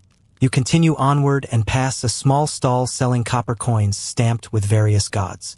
The vendor pushes one into your hand, a coin depicting Janus, the two-faced god of beginnings and transitions. Keep this, he says. It helps with choices. You turn it over in your palm, suddenly aware of how many decisions you've stumbled through today, each one guided more by instinct than wisdom. Maybe Janus could have helped you dodge that pickpocket earlier. Farther along, you come across a crowd gathered at a street corner where a fortune teller sits beneath a stretched cloth canopy. Her hair is tied with colored ribbons, and a small table before her displays bones, tiny carved figures, and a worn set of tablets. Curious, you step closer. She notices you immediately. You want to know your path? She asks. You hesitate, but Rome has clearly taught you the value of information. She shakes a handful of small knuckle bones, astragalus, and drops them onto a woven mat. They scatter into a specific pattern. She studies them silently. Finally, she says, "You are far from your home. You walk with uncertainty, but someone unseen watches over you. You blink." She smiles faintly. Maybe a god, maybe luck, maybe foolishness, which the gods enjoy just as much. Joke number 2 comes naturally. You accidentally snort at that last line, causing the nearby onlookers to chuckle. You thank her and continue walking, though her words stick in your mind. Someone unseen watching over you? You hope it's a benevolent force and not the armed soldiers who keep staring at you like you owe them taxes. You move toward a large temple you've seen from a distance, the temple of Jupiter Optimus Maximus. Its towering columns dwarf everything nearby, the stone steps polished by centuries of feet. People climb the steps reverently, offering sacrifices ranging from fruit to small animals. Smoke rises in a pale column into the sky, carrying prayers with it. You don't enter. Something about the scale of it, the heaviness, makes you pause. Instead, you watch from a distance as a priest slaughters a small goat in a controlled, ritualistic manner. He examines its liver carefully, using it to interpret future signs. Haruspicy, the Romans call it. Historians still argue whether priests genuinely believed they could read the god's intentions in gore or whether it served as political theater. But the priest's solemnity suggests he believes every bit of it. A woman beside you murmurs that the reading bodes well. "The gods are pleased today," she says. You nod, hoping pleased includes not smiting nearby tourists. You wander on until you discover a quieter corner of the city where small shrines cluster between houses. People leave offerings that seem oddly specific. A loaf of bread for household harmony, a sprig of laurel for protection, a small wax figure shaped like a foot, perhaps someone praying for healing. One shrine has a tiny carved wolf, reminding you of Rome's origin story, Romulus and Remus raised by a she-wolf. A quirky local belief says wolves sometimes carry messages from the gods if they appear at certain moments. Of course, the only wolf you hope to encounter today is carved from wood. As you step closer to one of the shrines, a gust of wind swirls dust around your ankles. A man nearby glances up sharply. An omen, he whispers. Not bad, not good, just a sign. You wonder how Romans ever relax. Everything seems to carry cosmic meaning, even wind. But then, amidst all the superstition, fear, and divine negotiation, something peaceful happens. A young girl approaches a shrine and places a single flower beside it. She doesn't pray loudly or make elaborate gestures. She just smiles, touches the altar gently, and skips away. Simple, honest, human. And suddenly you understand that Roman religion isn't just about fear, it's about connection. To ancestors, to community, to something bigger than themselves. It's messy, inconsistent, and filled with contradictions, but deeply woven into daily life. Your mind is full as you move on. The gods, the omens, the superstitions, they all shape Roman existence. But none of it matters if your body can't keep up with the harsh realities of ancient living. And as the afternoon heat settles onto your skin, you feel a tickle in your throat that wasn't there before. Oh no, it's time to explore Roman medicine, illness, and remedies. Some brilliant, some bizarre, and many you sincerely hope you won't need. You cough once, just a tiny scratch in your throat, and immediately panic. In your world, a tickle means maybe allergies or dry air. In ancient Rome, a tickle could mean dust, smoke, infection, bad water, or the fact that someone just sneezed in your general direction with the force of a catapult. You swallow, hoping the feeling disappears. It does not. So you follow the crowd toward a quieter street lined with small workshops and houses, scanning for anyone who looks like they might help you avoid becoming a footnote in a medical papyrus. You spot a wooden sign painted with a stylized plant and a mortar and pestle. A makeshift clinic. You step inside cautiously. The air is heavy with crushed herbs, mint, thyme, maybe rue. Shelves line the walls, holding jars filled with powders, liquids, roots, dried leaves, and things you'd rather not identify. A man in a clean white tunic looks up from grinding something in a bowl. He squints at you. "You're pale," he announces. "Sit." You obey. The physician, or medicus, presses 2 fingers to your wrist, then studies your face with unsettling intensity. "Throat sore?" he asks. You nod. "Head heavy?" Another nod. "Stomach unsettled?" You hesitate, then give a half nod just to be safe. He grunts, scribbling onto a wax tablet with a stylus. Joke number 1 arrives early. He asks you to say, "Ah," but you misinterpret his gesture and give him a thumbs up instead. He blinks 3 times before gently prying your jaw open like you're a confused farm animal. He examines your throat, then nods sagely. "Excess heat of the season," he concludes, aggravated by humors disturbed at the baths. A mainstream historical fact, Roman medicine relies heavily on humoral theory, the idea that your body is controlled by 4 fluids: blood, phlegm, yellow bile, and black bile. Too much of one and you're in trouble. Your modern brain resists, but your ancient Roman survival mode is fully activated now. You nod in agreement as though you've spent years studying biodynamics. The medicus offers your first treatment. Warm wine infused with honey and crushed mint. "Good for the throat, good for the spirit," he says. It smells pleasant enough, but then he reaches for a jar containing something. Pale powder. He sprinkles it into the mixture. "Ground oyster shell," he explains, "strengthens the chest." A quirky tidbit you recall. Romans frequently used ground shells and coral as remedies for everything from coughs to indigestion. You take a sip, wincing slightly at the grainy texture. But he's not done. He rummages through another shelf and withdraws a small cloth pouch. "Tie this around your neck when you sleep," he advises. You open it cautiously. Inside are dried herbs and what looks suspiciously like a tiny, desiccated insect. You glance up in horror. He shrugs. "Ward against night spirits." Of course. You seal the pouch quickly and tuck it away, silently promising the insect spirit you mean no offense. He offers one final recommendation: avoid cold water for 2 days. It shocks the humors, he warns. Historians still argue whether ancient warnings about cold water were based on genuine medical observations or simple superstition. But considering your recent plunge in the frigidarium, you nod guiltily. You thank him and pay a small fee. As you leave the clinic, you pass a queue of patients. A man clutching his stomach, a woman limping, a child with a rash. Rome is full of ailments. The dust alone feels like it could clog an aqueduct. Outside, you watch as a barber surgeon, yes, barber and surgeon combined, sets up beside a tavern. He sharpens a blade with casual pride. A man sits on a stool in front of him, nervously gripping the seat. The barber surgeon announces he'll be removing a boil. You decide not to watch, but you catch a snippet of conversation. Hold still. If you twitch, I'll lose the boil and a bit of your ear. Joke number 2. You accidentally choke on your own spit in alarm, causing both men to look over at you as if you're next in line. You wave your hands frantically and flee. You turn down another street and stumble upon a small shop run by an herbalist. She sells bunches of dried lavender, poppy extract, willow bark, and something labeled silphium, which immediately triggers your historian brain.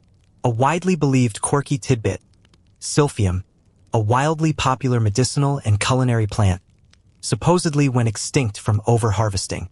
Whether that's true or exaggerated, historians still argue. You pick up a tiny vial. The herbalist warns it's expensive. Cures coughs, clears the head, calms the stomach, encourages romance. You quietly put the vial back, one crisis at a time. As you wander farther, the smell of burning resin pulls you toward a small public shrine where a priestess tends a charcoal brazier. She waves a handful of herbs over the smoke, murmuring blessings for those seeking health. She invites you to step through the smoke. You hesitate, then comply. The air warms your face and stings your eyes slightly. You feel oddly calmer afterward. Placebo or divine intervention? Hard to tell. Your throat feels better already, or maybe you're convincing yourself it is. But your curiosity leads you toward another corner of Roman health culture: public fountains and healing springs. A crowd gathers around one fountain rumored to have mineral-rich water. People cup their hands, drink, and thank the gods. One man claims he cured his back pain by bathing near a hot spring outside the city. Historians still argue whether Roman mineral baths offered real therapeutic benefits or whether ancient advertising was simply very convincing. You try a sip. It tastes metallic, salty, and slightly earthy. You pretend to enjoy it.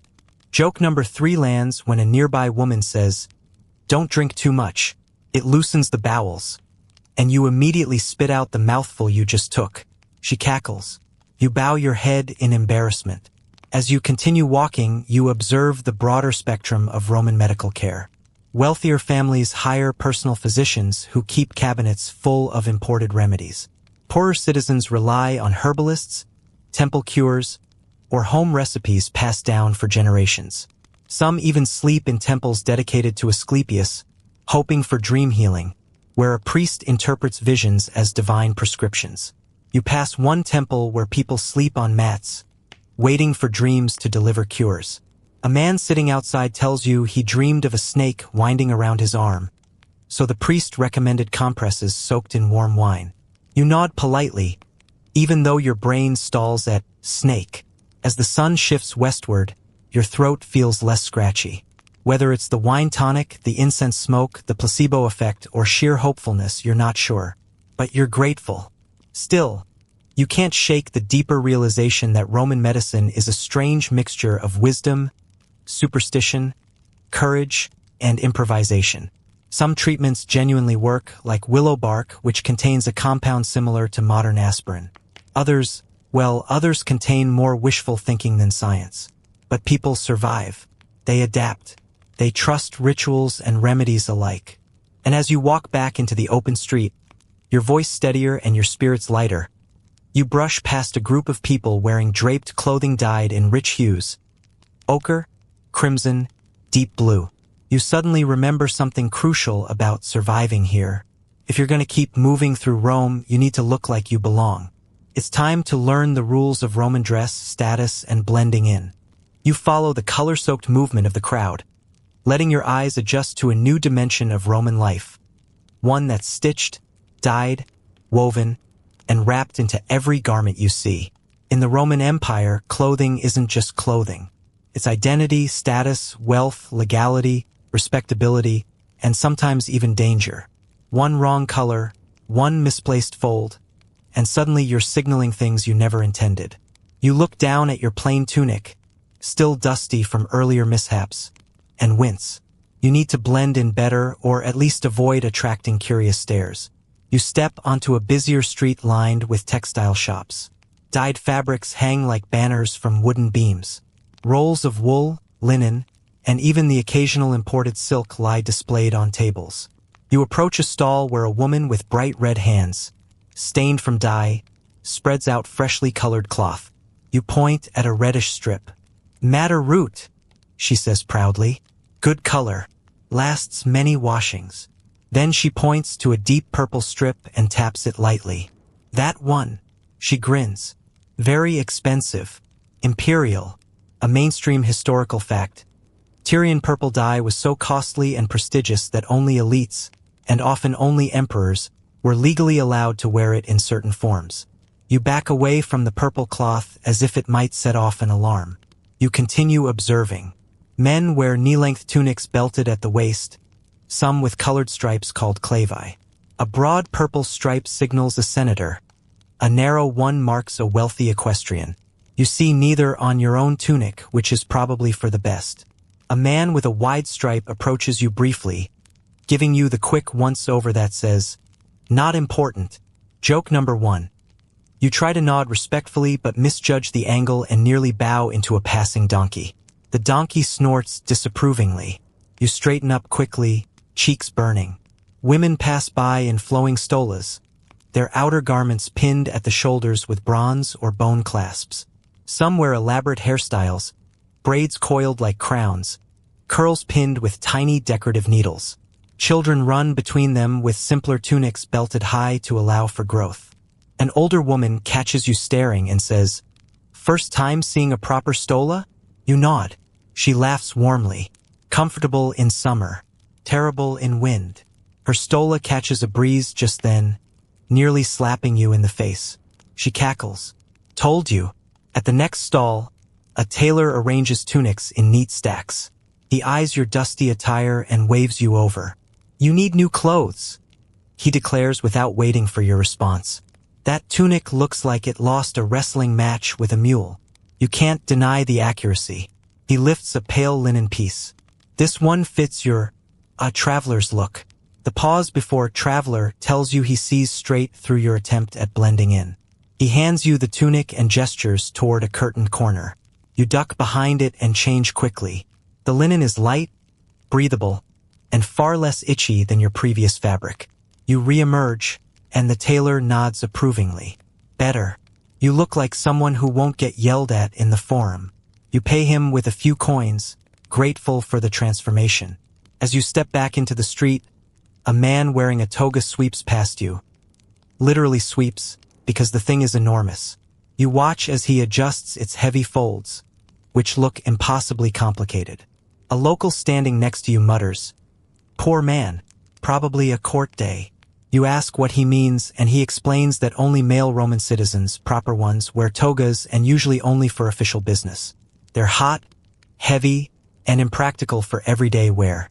"Only a fool wears one for comfort," he adds. Historians still argue whether the toga was meant more as a status symbol or a burdensome civic costume, but seeing its massive fabric swaying dangerously close to knocking over a fruit stall, you guess it's both. Nearby, you spot a small shop selling footwear, simple sandals, more elaborate sandals, and boots reserved for soldiers or travelers.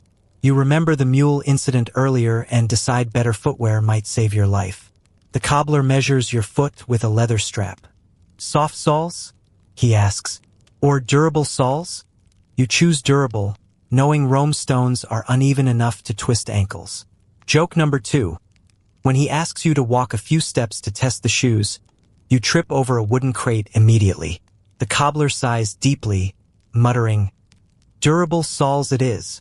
You continue exploring the clothing district, adjusting to your new tunic and sandals. You even begin to relax until a street patrol of soldiers approaches. They scan the crowd for troublemakers, tax dodgers, and suspicious individuals. You definitely fall into the suspicious category. You avoid eye contact, but one soldier's gaze lingers on your belt. Noticing your simple pouch, he loses interest. Apparently, you don't look rich enough to bother.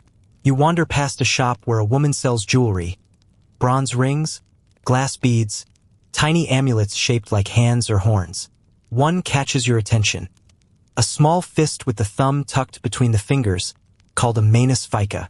She whispers, "Protection against the evil eye."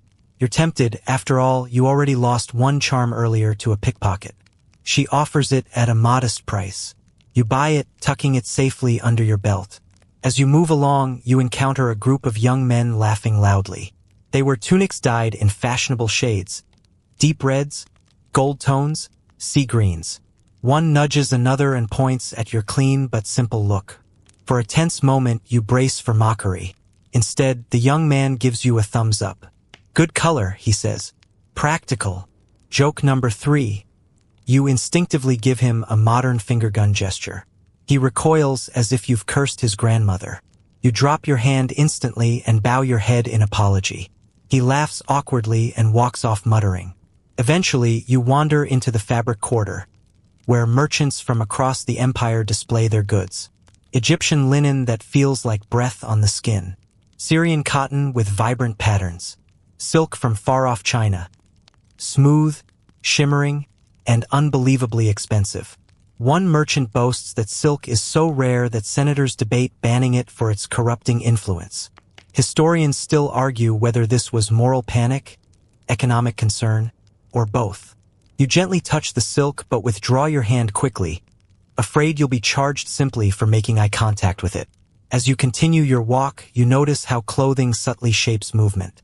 Wealthy citizens glide with practiced confidence, their draped garments forming elegant arcs. Laborers move briskly, their shorter tunics allowing for freedom. Soldiers march with heavy belts and sturdy boots. Even children's tunics reveal things: brighter colors for festivals, patched knees for everyday play. You realize that blending in isn't just about wearing the right fabric. It's about matching the rhythm of the people around you. So you mimic their stride, adopt their posture, and adjust your belt so it doesn't flap awkwardly like before. And slowly, people stop staring.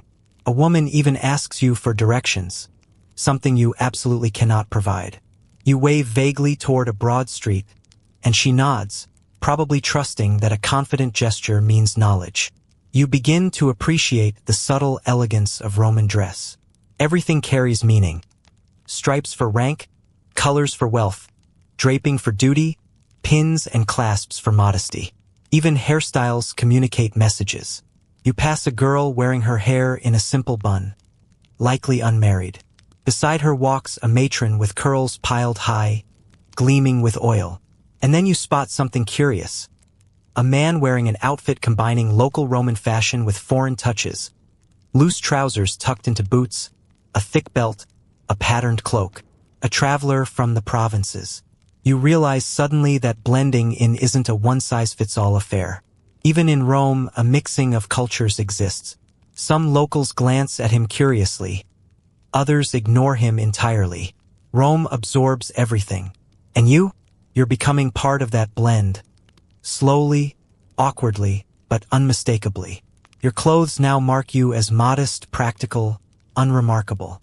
Exactly what you need to survive the streets. But now that you look like you belong, it's time to explore what lies beyond these crowded neighborhoods. Beyond the city itself. The roads stretch outward in every direction, leading to villages, farms, outposts, and wild landscapes where Rome's grip grows thinner and its hardships grow harsher. You take a deep breath, adjust your belt one more time, and turn toward the wide stone road at the edge of the city. It's time to travel, to see how Romans move, work, and survive beyond the capital's walls. You leave the dense weave of Rome's neighborhoods behind, stepping onto a wide stone road that gleams under the afternoon sun. The moment your foot touches the carefully fitted paving stones, you feel it. the shift from cramped urban chaos to the open arteries that knit the empire together. Rome's roads aren't just infrastructure. They're the skeleton of the world you're standing in. Merchants, soldiers, farmers, messengers, pilgrims, thieves, dreamers. Everyone travels these routes. And now you're among them, suddenly aware of how small you seem against the horizon. The Via Appia stretches ahead in a long, straight line, straight in the Roman sense because they built roads like they were offended by curves. Flat stones fit so snugly you could almost mistake them for one piece. A mainstream historical fact. Roman engineers designed roads with multiple layers: gravel, crushed stone, sand, and fitted paving, ensuring durability for centuries. Some sections you're walking on will still be here in the distant future, long after the bathhouses and insulae crumble. You fall into step with a small crowd heading south. A merchant with 2 donkeys loaded with amphorae, a pair of farmers carrying baskets of figs, a family traveling with a handcart, and a soldier off duty but still walking with that unmistakable upright posture. People nod politely as you join the flow. Outside the city walls, strangers become slightly friendlier, as if danger shared makes bonds form faster. The city's noise fades behind you, replaced by the rhythmic crunch of sandals on gravel and the distant chirping of birds. Open fields stretch on either side, dotted with farmhouses, olive groves, and grazing goats. A shepherd leans on his staff, watching his flock lazily. Children chase each other through tall grass while their mother calls warnings about snakes. You glance warily at the grass, reconsidering your life choices. After an hour of walking in the sun, you're sweating again, and your water pouch feels dangerously light. A roadside fountain appears like a miracle, carved stone with a trickle of fresh water fed from a nearby aqueduct branch. A woman fills her jug, then gestures for you to drink. You sip gratefully. "Going far?" she asks. You shrug. You still don't know how far your legs, lungs, and modern stamina can carry you. She warns you of bandits farther along the road. "Travel in sight of others," she says. "Bad men don't strike where they can be seen." Historians still argue whether banditry was widespread or exaggerated by anxious writers, but her tone leaves no room for debate. You nod solemnly. Farther down the road, you come across a milestone. A tall cylindrical marker painted with the name of the emperor and the distance to Rome. A quirky tidbit pops into your mind. Romans placed milestones every Roman mile, roughly 1,480 meters, and some travelers would actually keep count for luck, tapping each one as they passed. The man walking beside you taps the stone and nods for you to do the same. Not wanting to tempt fate, you tap it too. Joke number 1. You tap too hard, lose your balance, and accidentally kick a pebble straight into the soldier's sandal. He grimaces.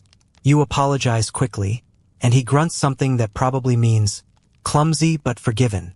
The road climbs gradually, revealing a patchwork of farmland below. Workers harvest wheat in neat bundles, their rhythmic motions almost hypnotic. You see women carrying baskets of olives from a grove, their hands stained green-black. A cart loaded with clay tiles rumbles past you, pulled by 2 oxen that look bored out of their minds.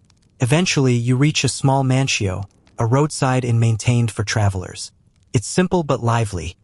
A stable, a tavern, a few cramped rooms, and a courtyard where travelers rest. You decide to stop, if only to give your feet a fighting chance. Inside, the tavern smells of roasted onions, warm bread, and something earthy simmering in a clay pot. You sit at a wooden bench, and the innkeeper places a bowl of barley porridge in front of you without asking. The surprisingly good, warm, smoky, flavored with herbs. You listen to travelers share stories.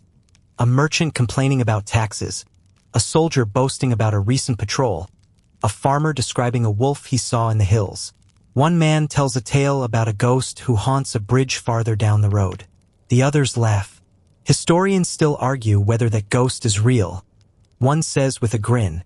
You smile nervously. As you finish eating, a sudden commotion erupts outside. The merchant's donkey has escaped and is trotting down the road, amphorae clanking dangerously on its pack saddle. The merchant chases it, shouting curses creative enough to impress a poet. Joke number 2. You try to help by blocking the donkey's path. It swerves at the last second, and you end up grabbing empty air and spinning awkwardly like a malfunctioning weather vane. The merchant catches the donkey eventually, giving you a pitying pat on the shoulder as he leads it back. You set off again, feeling surprisingly energized. The next section of road winds through rolling hills. The air cools. Pine trees cast patches of shade. The scenery is undeniably beautiful and undeniably deceptive. Rural life in Rome might look peaceful, but it's harsh beneath the surface. Farmers depend on unpredictable weather. Taxes are heavy. Tools are primitive. A bad harvest can break a family. You pass a farmhouse where a woman kneels beside a clay oven, baking flatbread. Two boys chase chickens while their father repairs a broken fence. You wave politely. The father nods but eyes you carefully. Travelers are common, but strangers are always assessed for threat level. You understand. Out here, far from the city's protective crowds, danger feels closer. A little farther along, you stumble on a group of workers repairing the road. They pour gravel, tamp it down, and lift heavy stones into place. Their faces are red from the sun. Their hands are calloused. One worker wipes sweat from his brow and mutters about being behind schedule. You recall a mainstream historical fact. Road maintenance crews were essential, often funded by local towns or wealthy patrons. Rome's roads lasted millennia largely because of constant repairs, not just brilliant engineering. You offer to help move a stone. The worker laughs. You? He says kindly. You'd last 5 minutes. Joke number 3 delivered, with kindness. As evening nears, the countryside shifts. Fewer houses, more fields, a distant glimpse of marshland shimmering in the fading light. A shepherd leads his flock toward shelter. Birds settle into trees. The air cools and thickens with night insects. You stop again at a milestone, running your fingers over its carved numerals. You feel smaller than ever, a single traveler on a road that has seen millions before you, and millions after. But Rome's world isn't just peaceful hills and friendly inns. Beyond the cities lie borders, frontiers, places where the empire's reach grows uncertain, where soldiers stand watch against enemies, where forts cling to survival. And your journey is drawing you toward one such frontier. The peaceful countryside won't last. Harder lands, harder lives, and harder choices lie ahead. It's time to follow the road toward Rome's military edge and meet the men who guard its borders. The farther you travel from Rome's warm, fragrant countryside, the more the landscape shifts. Hills flatten into long stretches of scrub and stone. Wind sweeps across the open ground with an edge sharp enough to sting your cheeks. The road beneath your feet grows rougher. Not neglected, exactly, but less lovingly tended. Fewer travelers accompany you now. A wagon with squeaking wheels, 2 traders on mules, and a lone woman carrying a bundle wrapped in wool. Every step away from the capital feels like stepping toward a harder version of the empire. By late morning, you spot the unmistakable silhouette of a military fort, a rectangular stone complex rising in the distance, its towers squared like clenched fists. A faint glint of metal flashes from the ramparts. Soldiers, you swallow, adjusting your belt. You've survived markets, baths, gladiators, bandits, and a medicinal insect pouch.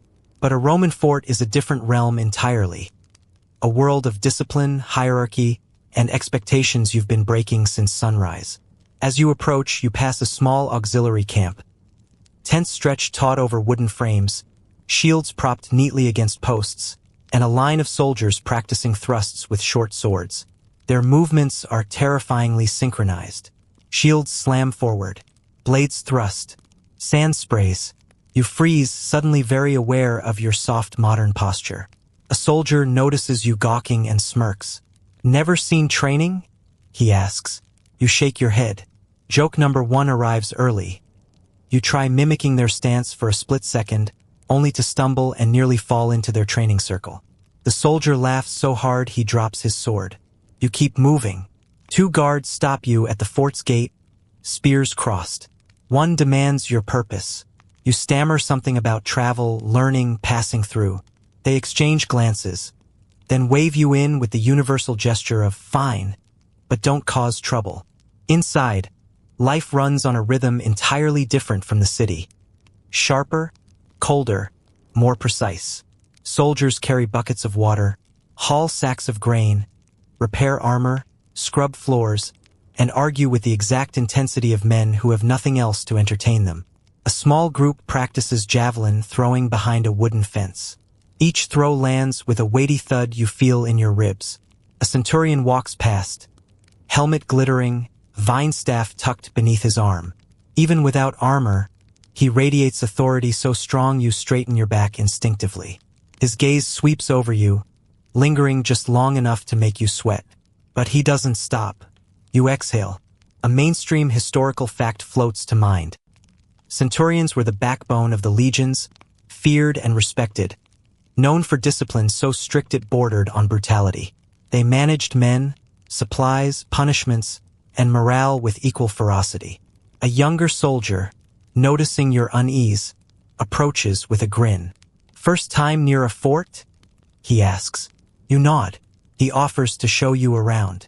You follow him to a courtyard where soldiers gather around a fire eating bread dipped in olive oil. He hands you a small piece of hardtack. It's dense, dry, and tastes like someone challenged bread to survive 1,000 years. You chew politely. Joke number 2. The soldier watches your face twist and bursts out laughing. "Yeah," he says. "We don't eat for pleasure out here." He takes you to the armory next. Inside, rows of shields hang like giant tortoiseshells, gleaming red and gold. Spears line the walls. Swords rest in racks. One sword, slightly curved from repeated sharpening, interests you.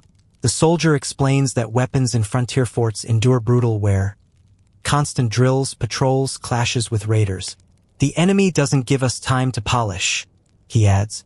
Historians still argue whether border conflicts were constant threats or periodic eruptions, but the scars on the weapons here suggest frequent trouble.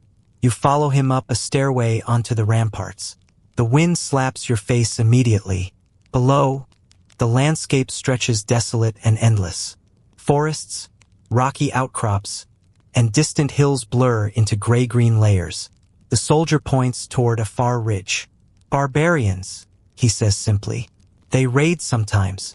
Sometimes we raid back." You shiver. It's not fear of battle. It's the realization that borders here aren't lines on maps. They're scars on land and memory. From the tower, you watch 2 scouts return on horseback, cloaks whipping behind them. Their horses look exhausted. Their expressions, too. They dismount, exchange urgent words with a superior, then disappear into the fort. A quiet tension ripples through the courtyard. You ask what's happening.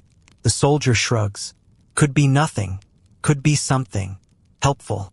You descend again and follow a group of soldiers entering a small shrine inside the fort.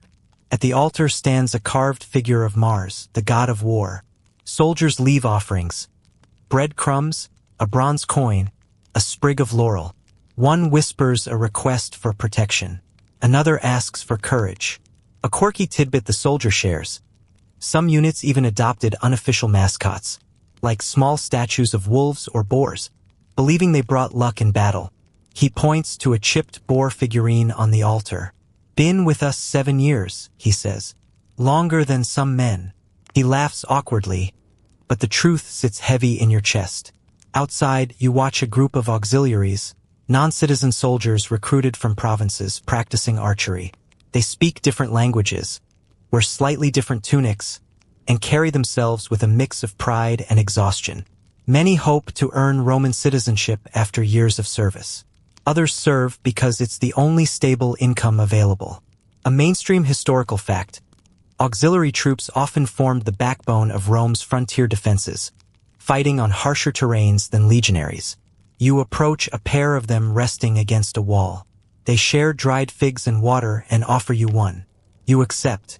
One man shows you a letter from home, written in clumsy Latin by someone who clearly struggled with grammar. It makes you smile. He shrugs. "My son tries," he says proudly.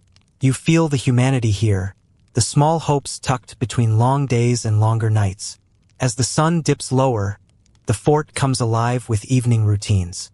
Cooking fires spark. Armor is stacked. Horses are fed. Scouts prepare for night patrol. You feel the rhythm. Not chaotic like Rome, not peaceful like the countryside. Somewhere in between. Constant readiness humming beneath calm. A horn suddenly sounds from afar, long, low. Soldiers freeze. For a moment, fear ripples again. They listen. The sound fades. A centurion barks an order. Men resume tasks, but tension lingers like smoke. Historians still argue whether such alerts were routine drills or actual threats. Here, uncertainty is survival. Your guide sighs. Life on the frontier, he says. You don't sleep deeply. You don't eat slowly. You don't live softly. You look at him, at the others, at the vastness beyond the walls, and a humbling truth lands heavily on your shoulders. You wouldn't last here. Not physically. Not mentally. Not in a world where discipline is constant, comfort is rare, and danger is a daily possibility. Before you leave, the soldier presses a small token into your hand. A worn bronze charm shaped like a shield. For luck, he says simply. You thank him, touched by the gesture. You step outside the fort into the cooling dusk. The sky glows orange and purple. The wind whispers through the grass. The road stretches ahead, quieter now, leading you back toward the heart of civilization. But as you walk, you carry with you the weight of what you've seen. The discipline, the danger, the humanity of Rome's soldiers. And you realize something deeper still.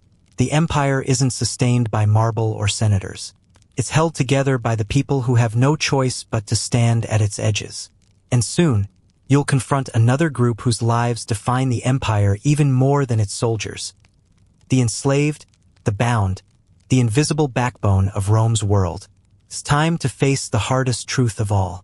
You walk away from the frontier fort with the bronze charm warm in your hand, the road stretching ahead in a soft twilight glow. But your mind stays tangled in what you've witnessed: discipline, danger, resilience. Yet as striking as the soldiers' lives are, they're only part of Rome's truth. The deeper, darker foundation of the empire isn't built on marble or military might. It's built on millions of people whose stories rarely survived on parchment.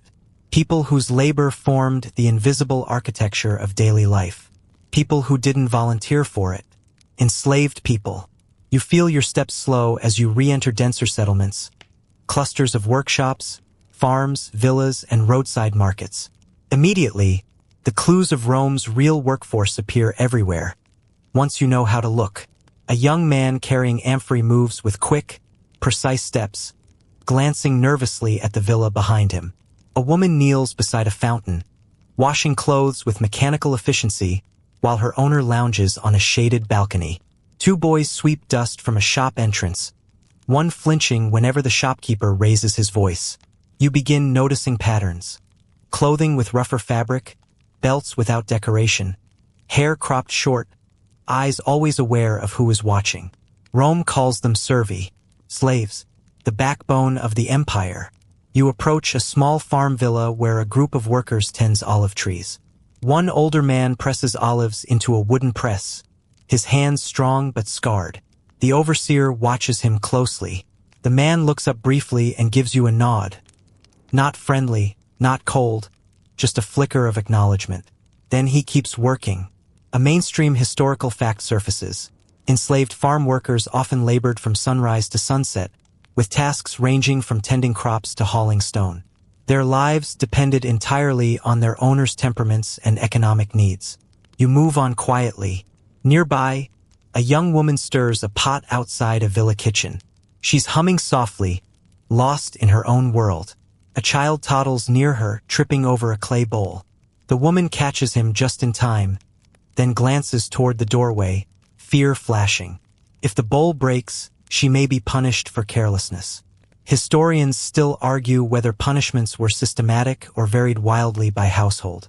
But watching her tension, you suspect variation didn't mean fairness.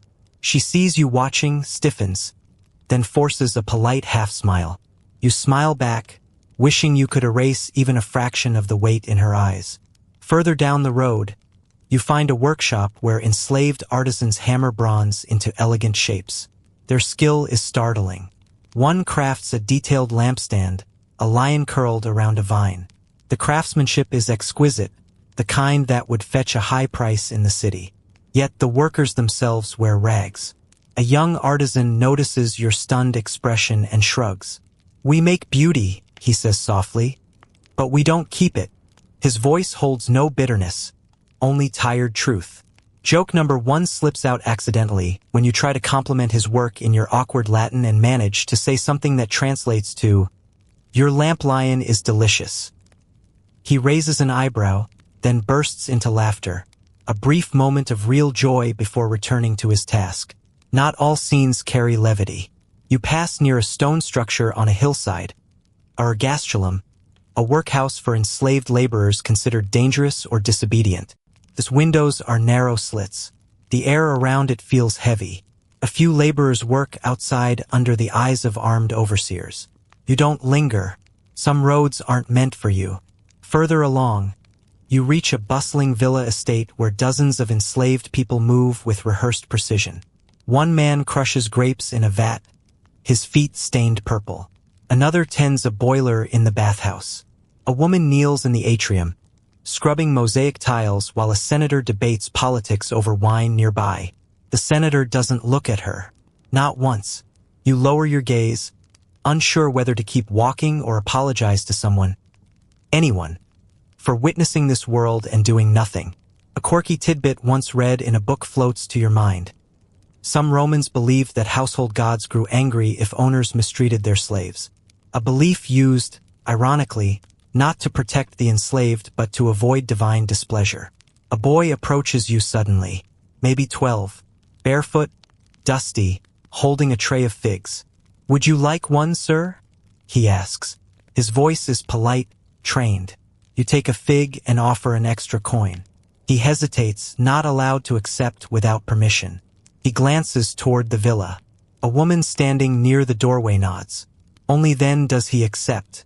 He smiles shyly. Joke number 2 sneaks in when you try to thank him and mispronounce the word so badly that he giggles behind his hand. You laugh too, grateful for a moment of innocent connection. The road continues and leads you to a different kind of labor, educated enslaved people. In a shaded portico, a tutor reads from a scroll while 2 wealthy boys repeat lines. The tutor, a slave, speaks with elegance, correcting pronunciation with gentle efficiency. His eyes flick to you as you pass. Intelligence burns there, bright and weary. Some of Rome's most respected teachers, doctors, accountants, and secretaries were enslaved. A strange contradiction. Valued for their skills, denied their freedom. You move along, the day warming, the smell of tilled earth and olive oil filling the air. The road passes a small graveyard behind a villa. Modest headstones. One catches your attention. An epitaph dedicated to an enslaved nurse. "She cared for our children as her own." It reads, love, ownership, grief, intertwined in ways impossible to untangle. Historians still argue whether enslaved families in Rome were allowed to stay together or routinely separated. The truth likely varied, but heartbreak was guaranteed. You continue walking until you reach a roadside tavern. Inside, the owner, a freedman, serves watered wine. He carries himself with pride. Freedmen, formerly enslaved individuals who gained liberty, occupy a complicated space in Rome. Free, but never fully equal. He chats with you warmly, telling you stories of his early days of freedom. He points to his son sweeping the floor. "Born free," he says, chest swelling. You nod, feeling the weight of what that means. Joke number 3 happens when you try to sip your wine gracefully and end up spilling a drop onto your tunic. The tavern owner laughs. "Rome baptizes everyone sooner or later," he says. When you step outside again, the sun begins to dip. Long shadows stretch across the road. The world turns quieter, gentler, but the heaviness of what you've seen settles deep in your chest. You realize something profound. Rome doesn't function without enslaved labor. Every meal, every road, every garment, every amphora, every heated bath.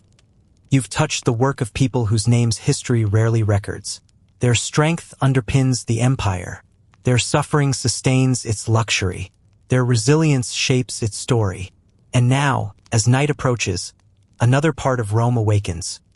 One filled with whispers, empty streets, flickering lamps, and quiet dangers. You tighten your cloak. It's time to step into the shadows. Night settles over Rome like a slow-falling curtain, dimming colors, quieting voices, softening the edges of everything, but not in a comforting way. In daylight, Rome overwhelms. At night, it reveals. The shadows deepen, stretching long fingers across the streets, curling around corners, swallowing alleys whole. Lanterns flicker in windows. A dog barks somewhere far off. And as you take your first step into the Roman night, you feel a prickle at the back of your neck. This is a different world entirely, one that even Romans tread cautiously. You tighten your cloak and move down a narrow vicus. Earlier, the street was a swirl of vendors, arguments, laughter, donkeys, and children. Now it's nearly empty. A single oil lamp sputters from a doorway, its flame dancing wildly. You can hear your own footsteps too clearly. You pass a shuttered bakery, still smelling faintly of warm grain. Beyond it, a tavern door cracks open long enough for two men to stumble out, their laughter loud, slurred, unsteady. One sees you and grins too widely. You nod and keep walking, your pace quickening. You turn onto a wider road, relieved, until you realize the open space makes you more visible. A pair of silhouettes lean against a wall, murmuring quietly. One spits in the dirt. You cross to the opposite side, pretending to admire the moonlight on a nearby fountain. Joke number 1. You misjudge the curb and nearly trip into the fountain basin. One of the silhouettes snorts at your clumsiness. Mocking, but disinterested, you exhale slowly. A patrol of soldiers appears farther down the street, helmets catching the moonlight, sandals crunching the gravel. You expect relief. Instead, you tense again. Roman night watchmen can be helpful or predatory. A mainstream historical fact: many citizens avoided night patrols not because of danger from criminals, but because soldiers were notorious for issuing arbitrary fines or demanding contributions. You step aside, lowering your gaze. One soldier glances at you but moves on, too tired or too bored to hassle you tonight. As you walk deeper into the city's quieter quarters, you hear soft voices drifting through windows. Families settling in. Someone playing a reed flute. Someone else whispering a prayer to a household god. The scent of burning oil and cooking herbs floats through the air. For a moment, the city feels almost peaceful, alive in a gentler, domestic way. You pass a dim alley and freeze. A figure sits hunched on a crate, shoulders trembling. You step closer, cautiously. It's an elderly man clutching a clay cup, muttering to himself. He looks up, startled by your presence, then waves you away with shaking hands.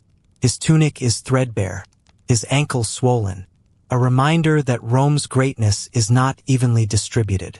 You leave a small coin near his foot and slip back into the street. Historians still argue whether Rome had organized charity networks or relied solely on informal generosity, but standing here, your single coin feels both too small and strangely significant. Farther on, you hear a soft rustling behind you. You spin quickly, just a stray dog trotting past, nose buried in the ground. It glances at you, unimpressed, then moves on. You let out a breath you didn't realize you'd been holding. Joke number 2. You whisper, "Don't scare me like that," and the dog growls as if offended by your tone. You wander toward the forum, expecting quiet. Instead, you find small clusters of people gathered under porticos. Merchants tallying accounts by lamplight, lovers whispering conspiratorially, and a group of men debating politics as intensely as if the sun were still shining. Their voices echo off the marble columns. One man slams his fist against a pillar for emphasis. The sound startles you so much you flinch visibly. They barely notice. Beyond the forum lies an even darker stretch of streets, where lamps grow scarce and houses close in tightly. You hesitate, but curiosity pulls you forward. The air is cooler here, tinged with damp stone and something metallic. Your footsteps echo too loudly. The night presses close. You pass by a narrow doorway and catch a whisper. "Is that him?" Your heart stumbles. Then a second whisper, "No, too tall." You don't stick around to clarify. Turning sharply, you find yourself along the Tiber. The river glimmers in the moonlight, wide and slow and perhaps a little sinister. Wooden docks creak under the weight of moored boats. A fisherman sits at the edge, holding a lantern and watching the water as though expecting it to answer him. You ask if he isn't afraid to be out here so late. He shrugs. "River spirits protect me," he says matter-of-factly. Whether this is superstition or courage, you're not sure. A quirky tidbit. Some Romans believed the Tiber had moods, warning the city of danger through odd tides or unexpected surges. You continue along the riverbank until you reach a small archway leading back into the city. A cat darts across your path. An omen? A warning? At this point, you decide it's just a cat and move on. As you climb toward the Esquiline Hill, the city grows quieter still. Fewer houses, more shadows. A sudden gust of wind rattles a shutter. A soft scrape echoes nearby. Just pottery rolling, you tell yourself. But your imagination, already stretched thin by the day, conjures specters lurking in every corner. And then you remember something unsettling. Rome's outskirts are home to burial grounds. Not the tidy cemeteries you know, but sprawling necropolises lined with stone tombs. The Esquiline district once held massive open pits for pauper burials before being cleaned up. You step carefully, suddenly aware of how thin the line between the living and the dead feels here.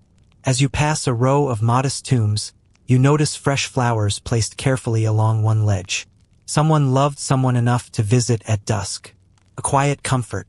Finally, you decide you've had enough night for one lifetime. You retrace your steps toward the busier roads. Lamps glow brighter. Footsteps multiply. The city feels warmer again as you rejoin the thin but steady stream of late-night travelers heading toward home or taverns or lovers' homes. Joke number 3. You try to adjust your cloak dramatically to look confident, only to smack yourself in the face with the fabric. A nearby woman snorts with laughter. "You're new here," she says kindly. "You'll learn.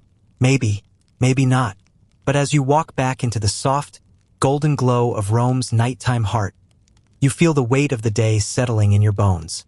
You've seen the empire up close. Not its sanitized version, but its breath, its muscle, its danger, its beauty, and its harshness. And now, finally, you're ready to rest. The night unfurls gently as you drift away from the last crowded streets and find a quiet place to breathe. The sounds of Rome soften into something like a lullaby, distant footsteps, a soft murmur from an open window, the low hum of insects rising from a garden wall. The air, warm all day, cools against your skin in long, slow strokes. You sit for a moment, letting the weight of everything you've seen settle into a comfortable haze. Your body relaxes first, the stiffness in your legs easing, the tension between your shoulders softening.